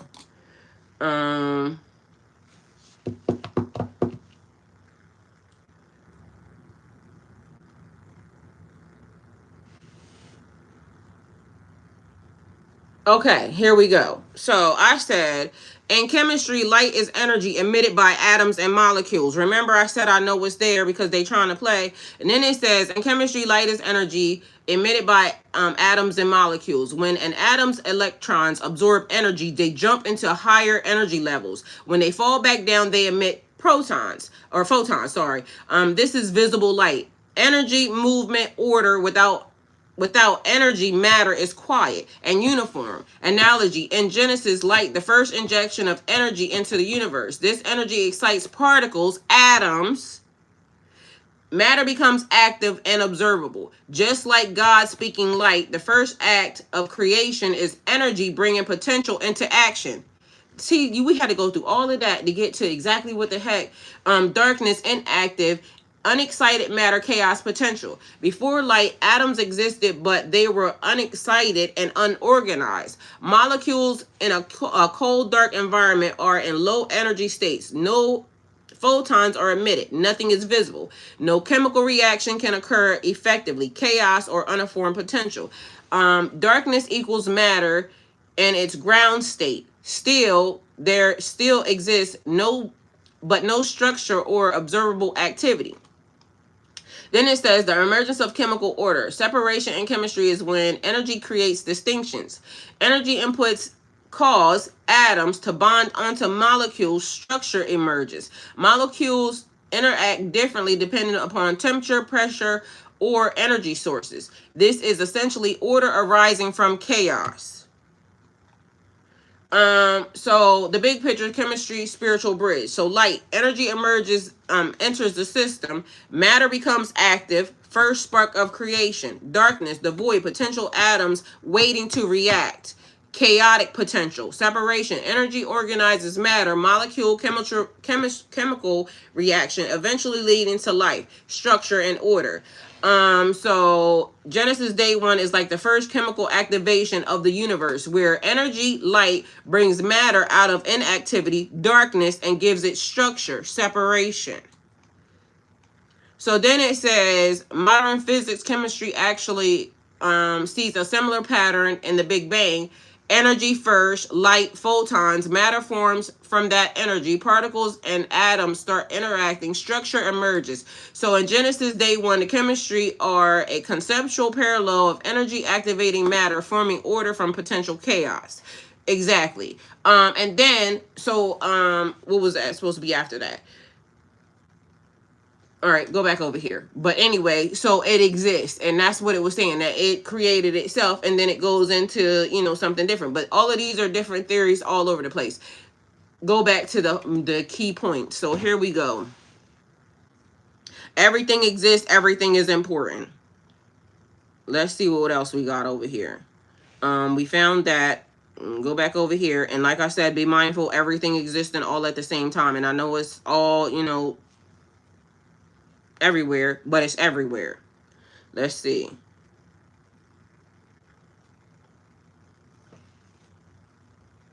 School. The Orphan Trains of America ran from 1854 to 1929. That has music in it. Lesson 29. Without a compelling story, who cares? Before this plane take off. Was written around the year 900, either in the land of Israel or Syria. The Holy Book, which was found in a central Turkish city. All right, so what it says is archaeologists found an ancient Bible in Turkey. What it says about Jesus is disturbing, okay? But again, remember, they gonna give you a date. This is not the 0 date, all right? Because again, it's a lot of stuff happening here, but all of it's important because right now they're getting rid of evidence, okay? Kokat is written in the old Assyriac language. Its remaining 51 pages have images in gold leaf. Archaeologists just uncovered an ancient Bible in Turkey, and what it says about Jesus Christ is sending shockwaves through the world of biblical history. The fragile manuscript was discovered hidden for centuries, sealed away where no one expected it to survive. At first, researchers believed it was just another old religious text, but the moment scholars began translating the ancient writing, the room reportedly went silent, because the words on those pages describe Jesus in a way that most people have never heard before. Some passages seem to challenge the traditional story told for nearly 2,000 years. Others hint that early believers made recorded teachings that later disappeared from the versions of the Bible most people read today.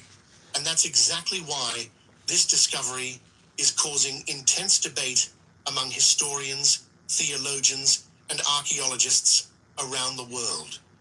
Is this simply a misunderstood ancient manuscript, or could it reveal a version of the story that history tried to forget? The truth is, discoveries like this don't just change history, they force us to question what we thought we already knew. And when researchers looked deeper into the text, the message they found became even more unsettling. But before we reveal what archaeologists say this mysterious manuscript actually contains, make sure to hit like and subscribe, because some discoveries in history were never meant to be uncovered.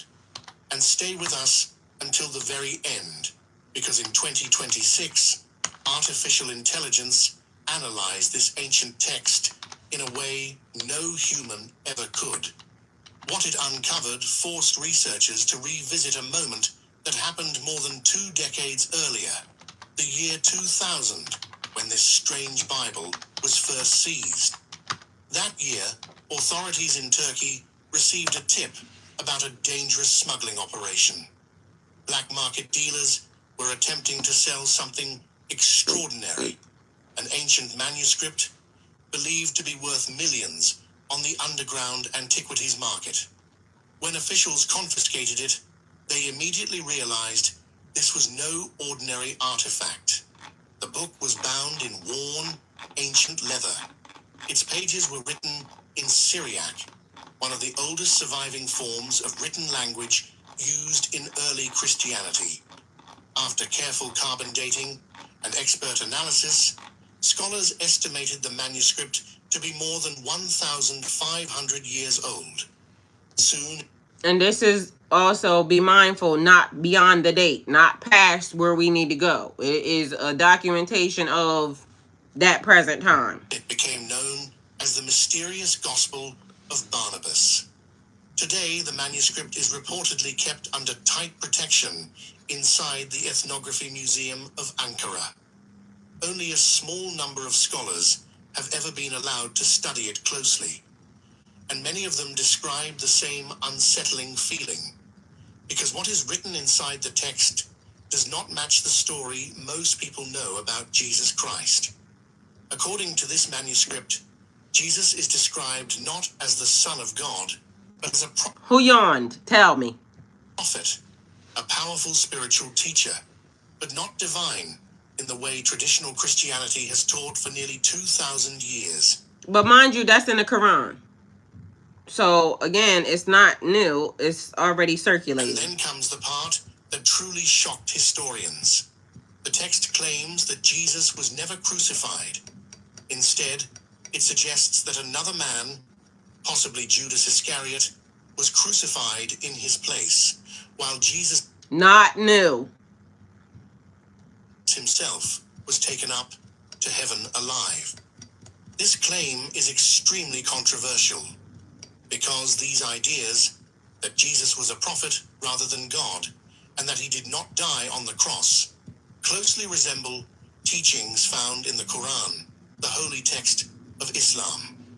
But everybody pointing their fingers at everybody. So this person is doing this and doing what they doing, and this person wants to come along and then they try to make theirs better. But then, like I said, one of the things that, you know, triggers me every time I hear it is the last of anything. Meanwhile, the world's still going. So you're trying to tell me there can be no more prophets after the prophets, and not to say anything about the, you know, Quran itself, other than the fact that anytime I listen to it, it's very peaceful. But that is one thing that just kind of, you know, throws me every time, because the world is still going.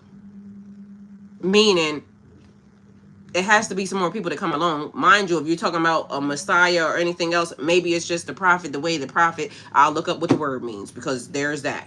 So that right there, and again, so many things that are going on that, you know, make it peaceful and everything else to me. So not saying nothing about nobody, and I'm gonna keep repeating it. Certain things, religion, school, this, that, and the third, shows me that you can be enslaved a little bit longer than I can. So if you're mad at me, talk to God about it, because I'm gonna just still continue to, you know, anyway, and not trying to be disrespectful to nobody, okay? Because I'm still over here. Today's energy for the collective is about becoming more intentional with your peace, your time, and your focus. Why? Because these people are trying to trigger us in so many different ways, but then they have to remember ghost DNA, because ghost DNA is important. If you keep trying to trigger certain things, then you're going to get something that you didn't bargain for, okay? There's a thing. Many people are going through a quiet but powerful internal recalibration right now. It may feel like you're pulling away from certain people, habits, and situations. And that's not random. It's alignment. Because if you can see, those who have ears, let them hear. Those who have eyes, let them see. Something ain't adding up. And if it's not adding up, that means that your system is telling you that it ain't adding up. All right. It may feel like you're pulling away from certain people, habits, or situations, and that's not random. That's alignment. Sometimes growth doesn't look like a huge breakthrough. Sometimes it looks like setting boundaries, saying less, or observing more, because they said watch. Mind you, if they're telling you to watch, again, I ain't the supervisor, but why are they telling me to watch? Why are they telling you to watch? Could that be something inside of you, that spark that is connected to something older than you, something older than this? Right now, the collective is realizing that some connections were only meant for a season. That doesn't always mean conflict or drama. Sometimes it simply means your frequency is changing. Why? Because we got to go back down to the bottom, or to the beginning. As above, so below. When your mindset evolves, you start noticing things you once ignored. Like, how are they saying this? And it also goes BC, before Christ. So what was here before that? Before y'all inserted y'all asses into the system, what was here before that?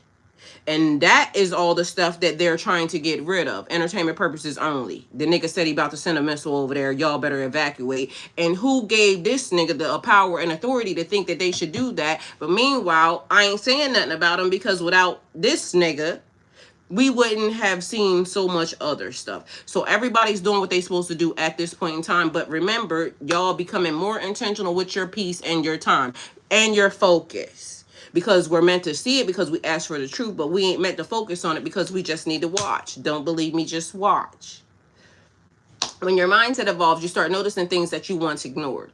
Conversations that feel draining. I can't keep talking to you about the same shit. Why? Because you not seeing it for what it is. You still want to be stuck because you have been enslaved longer. And you like it here.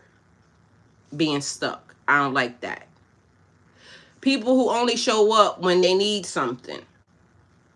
They need us to believe their bullshit. But also remember, it's other people that show up when they need something.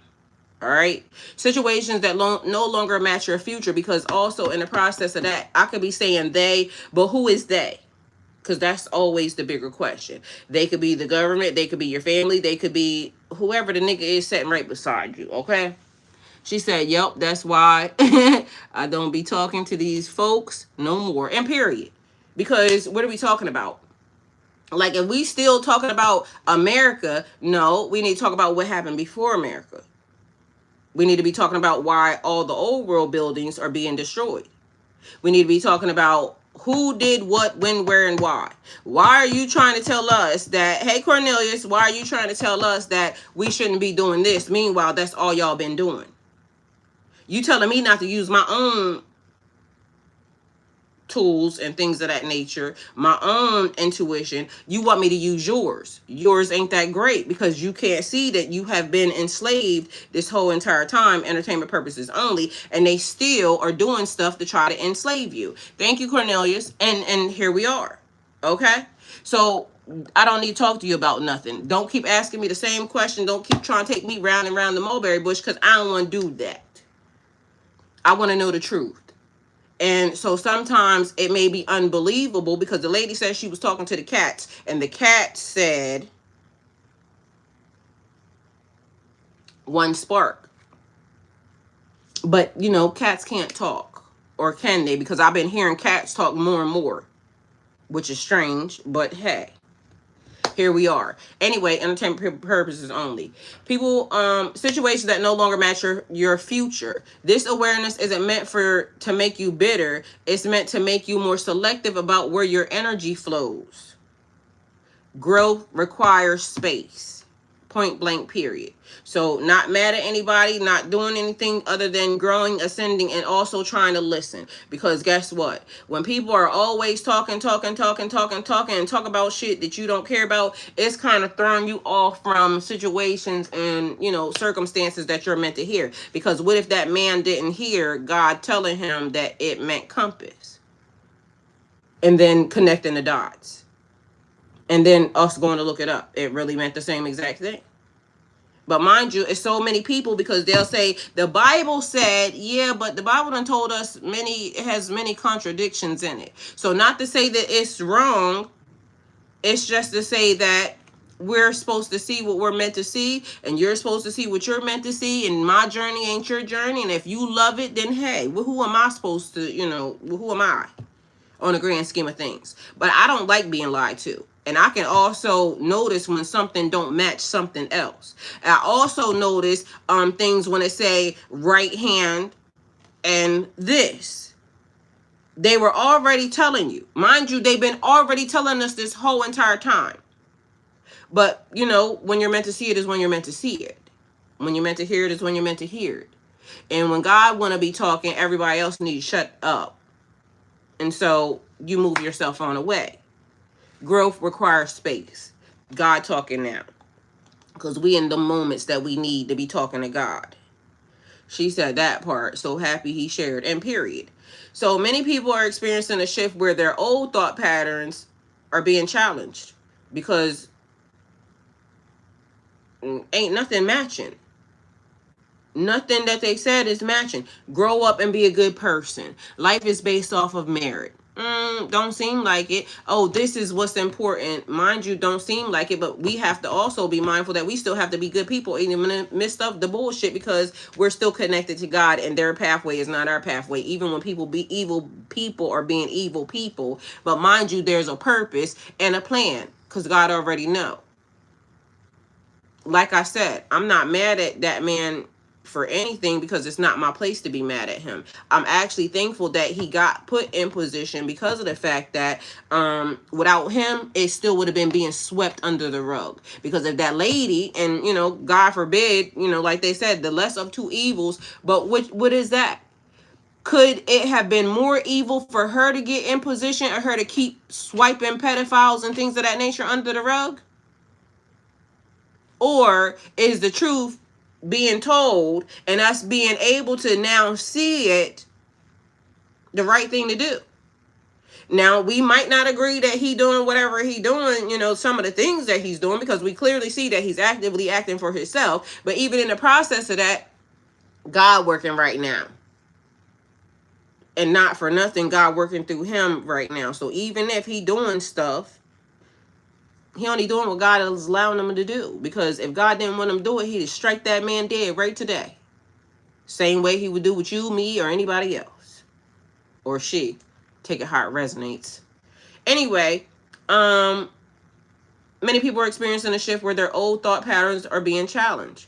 Because who would have thought we would have so much information? 2025, 2026. Everything just spilling out. Busting like biscuits. You may notice questioning beliefs that you grew up with. Yup. Seeing situations from a more mature perspective. Yup. This is where people even depend upon relationships, your mama and your daddy. Some of y'all may have had feelings about your mom and dad growing up based off the religion or the relationship that they was having with each other. And then you grow up and you understand why they did what they did. Because now you have your own relationships or your own situationships. And now you realizing it was never about you. It was about them. And now your situation is about you. And how you further go on. Because again, we're talking about a gamut of things. It's a lot of stuff that's happening. Feeling less reactive to things that once triggered you. And I mean, sometimes we need to scream. So there is that. But also knowing that it's okay. It's okay to cry in situations. It's okay to laugh in situations. Whatever you're feeling, because people have told you for so long, you shouldn't have feelings because feelings, da-da-da-da-da. Feelings are your superpower. It allows you to be able to trust your intuition. It shows you how you're reacting in a situation. Excuse me. I resonate with family members who left and never came back. Mr. Still said, good to see you and see that pushing on keeps you moving forward. Hey, I'm 50, so guess what? I plan on having 100 or more years on this planet. So, if God willing, inshallah. So at this point, we can only do what we can do, and knowing is half the battle. All right. Anyway, so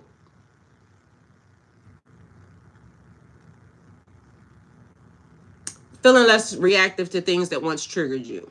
This is the mind upgrading itself. Thank God for that, okay? And being self-aware, being able to see, and also wanting to be able to see. So what a blessing that is. The collective is learning that peace is more valuable than proving a point. Because I don't have to keep talking to you. You can believe what you can believe. We ain't got to argue about it. I can be who I am. You ain't got to try to beat me to death with whatever it is that you believe in. And regardless of whether or not we believe in the same exact thing, I know what I know. You know what you know. We can choose to go different pathways and call it a day. You don't have to try to force me to believe in nothing that you believe in, because I don't want to believe in what them people believing in. And God done already told us numerous amounts of times. Even though we're seeing stuff, because we can take it over here, it says, how did I get there? That's where that came from. All right. Anyway, it was the one. Blessed is the one who does not walk in step with the wicked, or stand in the way that sinners take, or sit in the company of mockers, but whose delight is in the law of the Lord, and who meditates on his law day and night. The person is like a tree planted by streams of water. Because, and then the people would, try to put that to, biblical, oh, the Bible, da da da da da. No, because it is, again, who does not walk in step with the wicked, or stand in the way that sinners take. Even in the box form. The person is like a tree planted by streams of water, which yields its fruit in season, and whose leaves does not wither. Whatsoever they do prosper. So, not so the wicked. They are like chaff that the wind blows away. Therefore, the wicked will not stand in the judgment, nor sinners in the assembly of the righteousness. Therefore, the wicked will not stand in the judgment, nor sinners in the assembly of the righteous. They can't stand with you. So it's okay. Be mindful. And you might not want to stand with them. So vice versa. Don't think I'm talking about, one's better than the other. It's everybody. Whichever way you put your feet, your steps, it's as blessed is the one who does not walk and step with the wicked or stand in the way that sinners take. So you may believe that I'm the sinner. I may believe that you're the sinner. But guess what? God knows who's who. And if you want to follow what they said, that's fine. I ain't got nothing to do with it. But at the end of the day going in and they keep showing us right in our face. This is what they did. This is what they're doing. I'm just reading right here what was there. I didn't make it up. I didn't do it. I ain't got nary airplane, nary jet, nary tank, nary nothing. But why are they doing what they doing? Anyway, the mind is upgrading itself. The collective is learning that peace is more valuable than proving a point. Sometimes the most powerful move is silence and self-discipline. Go this way. Know what you know and just let them do what they doing, because at the end of the day going to end and I ain't got time to argue with you about nothing. Go look it up for yourself. And Abby said God knows, and that's a fact. You may feel a stronger urge to limit what you share with people because we have to. She says, see, I'm trying to tell you, and period. I don't have to show you this, because guess what? You can go look it up for yourself too. You don't have to, read between the lines. And a lot of people can't. That's also the big problem. Like, certain things will be right in your face, and until they come and tell you, you won't believe nothing. You can see it. It says this and that. Anyway, spend more time alone. Be intentional with who has access to you. This is not isolation. It's spiritual and emotional maintenance. Just like your home has doors and locks, your mind and spirit need boundaries too. Everybody don't need to access you, and you shouldn't be accessible to everybody. Especially not during this moment in time, because there's a lot going on. People like to impart their energy, their da-da-da-da-da. I ain't got time. Get somebody else to do it. Slow progress is still real progress. Matter of fact, I'm going to leave that out. Some people in the collective feel like they should be further ahead in life. But today's message is reminding you are not behind. You're rebuilding correctly. You're rebuilding correctly. When things are built slowly and intentionally, the foundation is stronger. The lesson sticks longer. And the results last. Your journey is not a race. It's a realignment. And that's on period. People will try to push you faster. And I keep telling y'all, don't let nobody push you faster than you're willing to go. And don't let nobody hinder your journey by slowing you down when God's saying, oh, because I was meant to telling y'all this. So this morning, I did my sleep stream. I did a sleep stream. Y'all know I'm always on Twitch. I'm still on Twitch. Been there since January 26th, I think. Anyway, long story short, I did members only sleep stream on YouTube, and I also did sleep stream on my Facebook for the first time, right? So, long story short, it was a couple things that was happening last night that I was trying to get up, because I was trying to make sure it positioned to where it could actually see my Twitch, because my Twitch has a better view of everything, because the other one stream, straight up and down. Anyway, long story short, y'all, I had the best sleep ever last night. Like, I was knocked out, so I might have snored and everything. Judge your mammy, right? The point of it is this morning I woke up a little bit later than I would normally, do, right? It was 6:18. I'm normally up way earlier than that, because I got stuff to do around a certain point in time. Long story short, I didn't really bug about it. I just went on with the flow. So when I left the house this morning, I ended up going a different, I cut through, because I didn't want to go to the light, because the light is a little bit longer. So I cut through and went a different direction, right? So by the time I was coming back, y'all, why was there a horrible accident right where I would have went if I had went the right straight away. So I don't know, if I would have been in the midst of it or whatever would have happened. But literally that time that I was a little late, but mind you, then made different detours and whatnot, actually saved me from being in the midst of an accident that wasn't all that great this morning. And so sometimes we fail to realize like those little delays, or when we're a little bit early to something, is God's way of saving us from, something that could be a hindrance in our life, or, something else. But as I was driving past it and seeing that accident, I was like, thank God that everything happened the way it happened this morning, and I wasn't really in a panic. I ended up having to slow down because there was a couple of things that was just happening, and I was getting ready to, put the pedal to the metal, but for some reason, God showed me something, and I just went a little lower, less than the speed limit, actually. And so, saved me this morning. Anyway, your journey is not a race, it's realignment. So what the collective should focus on today, us, maybe you, today is a good day to focus on protecting your mental peace. That's important, period, Abby. Finishing small tasks that you've been putting off. Finish the job, y'all. And I know that's easier said than done, because shit, I'm notorious. So I get it. I get focused on this and I start doing this, and then something else is, I'm running them up. Anyway, finishing small tasks. Oh, I was going to say, what in the heck is that? You just scared me. Thank you. I thought something happened. It made a whole sound and everything. Thank you. Listening more than speaking. Yesterday, my aunt made a whole big point because we was having a conversation. I ended up going live after the fact. And so she was on Facebook and she was saying, I said, I don't want nobody to think that I'm not a lover of love, because of course I want to be in a relationship. And now I think that I'm ready. It may have taken me more time than most people, but matter of fact, I know I'm ready. So let me stop saying I think I know I'm ready. And so if it comes, then, I can say that I'm ready to do, focus and pay attention to, myself and somebody else, right? So anyway, I was saying that communication is key. So we was going through all the things about relationships and this, that, and the third. And sometimes people are not listening actively to the person that they're in a relationship. And so my aunt said, communication is key, but listening is also very valuable. And she ain't never lied, because that's one of the things where I keep saying, like, I see so many people in relationships and I see how this person is talking, this person ain't listening. Sounded like the casino. It surely did. You heard it too. Like, it kind of scared me. Like, what is that? Like, I thought I did something. Here we go again. But thank you, Chico. So listening is just as important as, communication.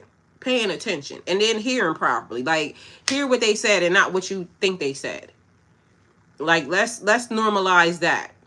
This is what they said. It wasn't no extra surrounding it. It wasn't, I think they, oh, well, they actually meant, no, they meant what the hell they said.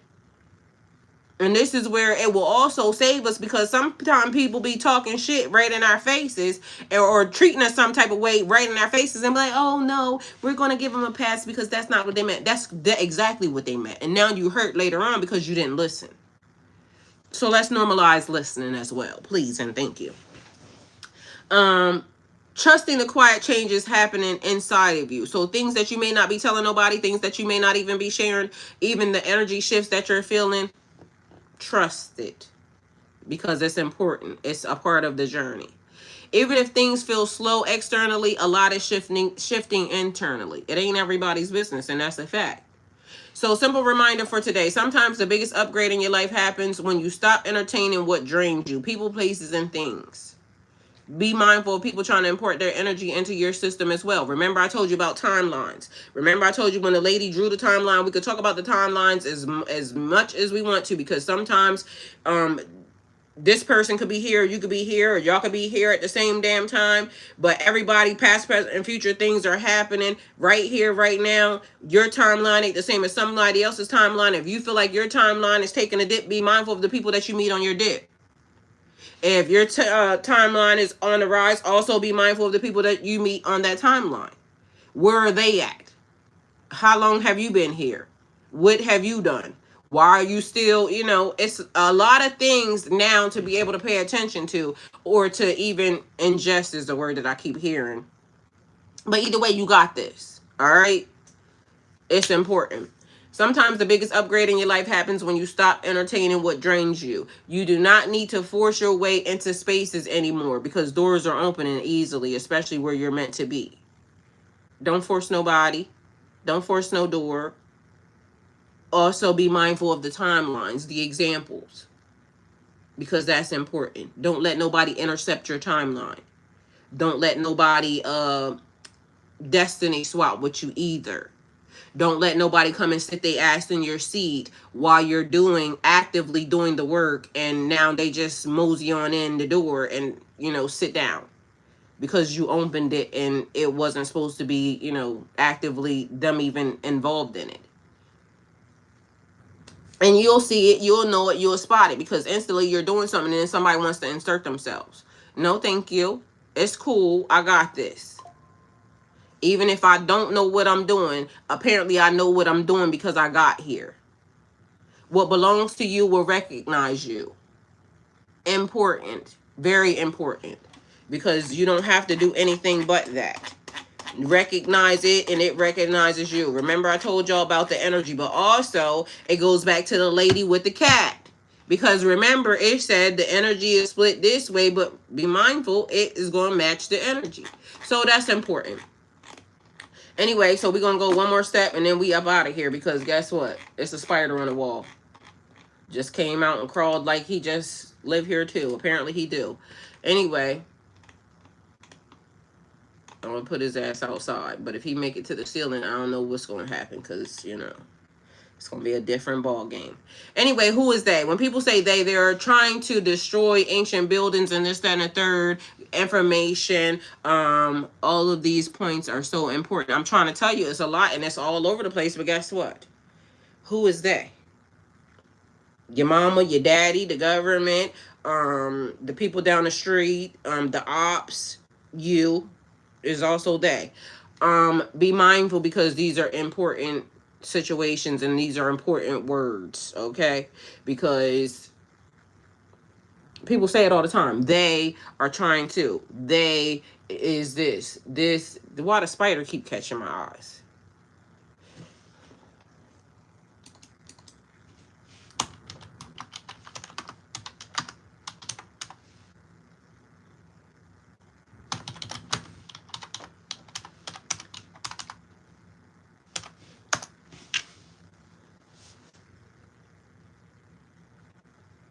Homeboy. All right, so creativity and manifestation. Spiders weave intricate weaves, which symbolizes creating your reality. Spiritually, they remind you that your thoughts, intentions, and actions weave your life. Because as the mind, remember I told you, Abby said these points are all important. Meanwhile, then the spider came out. Seeing a spider can be a nudge. Pay attention to what you're creating. All of these are important. Web building requires careful planning and waiting. Spiritually, spiders teach patience, strategy, and timing. Sometimes a spider appears when you're impatient, or rushing things. A gentle reminder to trust the process. Remember, I said this morning, I was getting ready to put the pedal to the metal, and then something happened and God said, slow down. So I went a little bit under the speed limit. Right here, confirmation. A spider's web is a perfect metaphor of how everything is connected. We've been talking about how everything is connected. And then here his ass come. Your choices, actions, and people around you. Be careful of who you get connected to, because what was the thing that the little boy said? And out of the mouths of babes, if you go into a perfume shop, even if you don't buy any perfume or spray any perfume, you're going to start smelling like perfume. If you go into a fish shop and you walk around there all day, you're going to start smelling like, you're going to come out smelling like fish. Be careful who you're around. Be careful where you put yourself at. Be careful who you entertain. Be careful where you go around. All right. They symbolize how small actions can affect the whole system. All right, so also spiders can also symbolize the darker aspects of self, like shadows hiding in the web. They encourage you to face fears, hidden patterns, or past trauma that transform your life.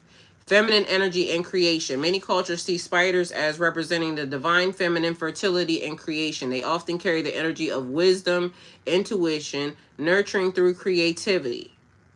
So Native American spiders are storytellers and teachers. The web is a symbol of web of life. African mythology, Anansi, and y'all sorry, Anansi. The spider is a trickster and wisdom figure, teaching lessons and sharing knowledge.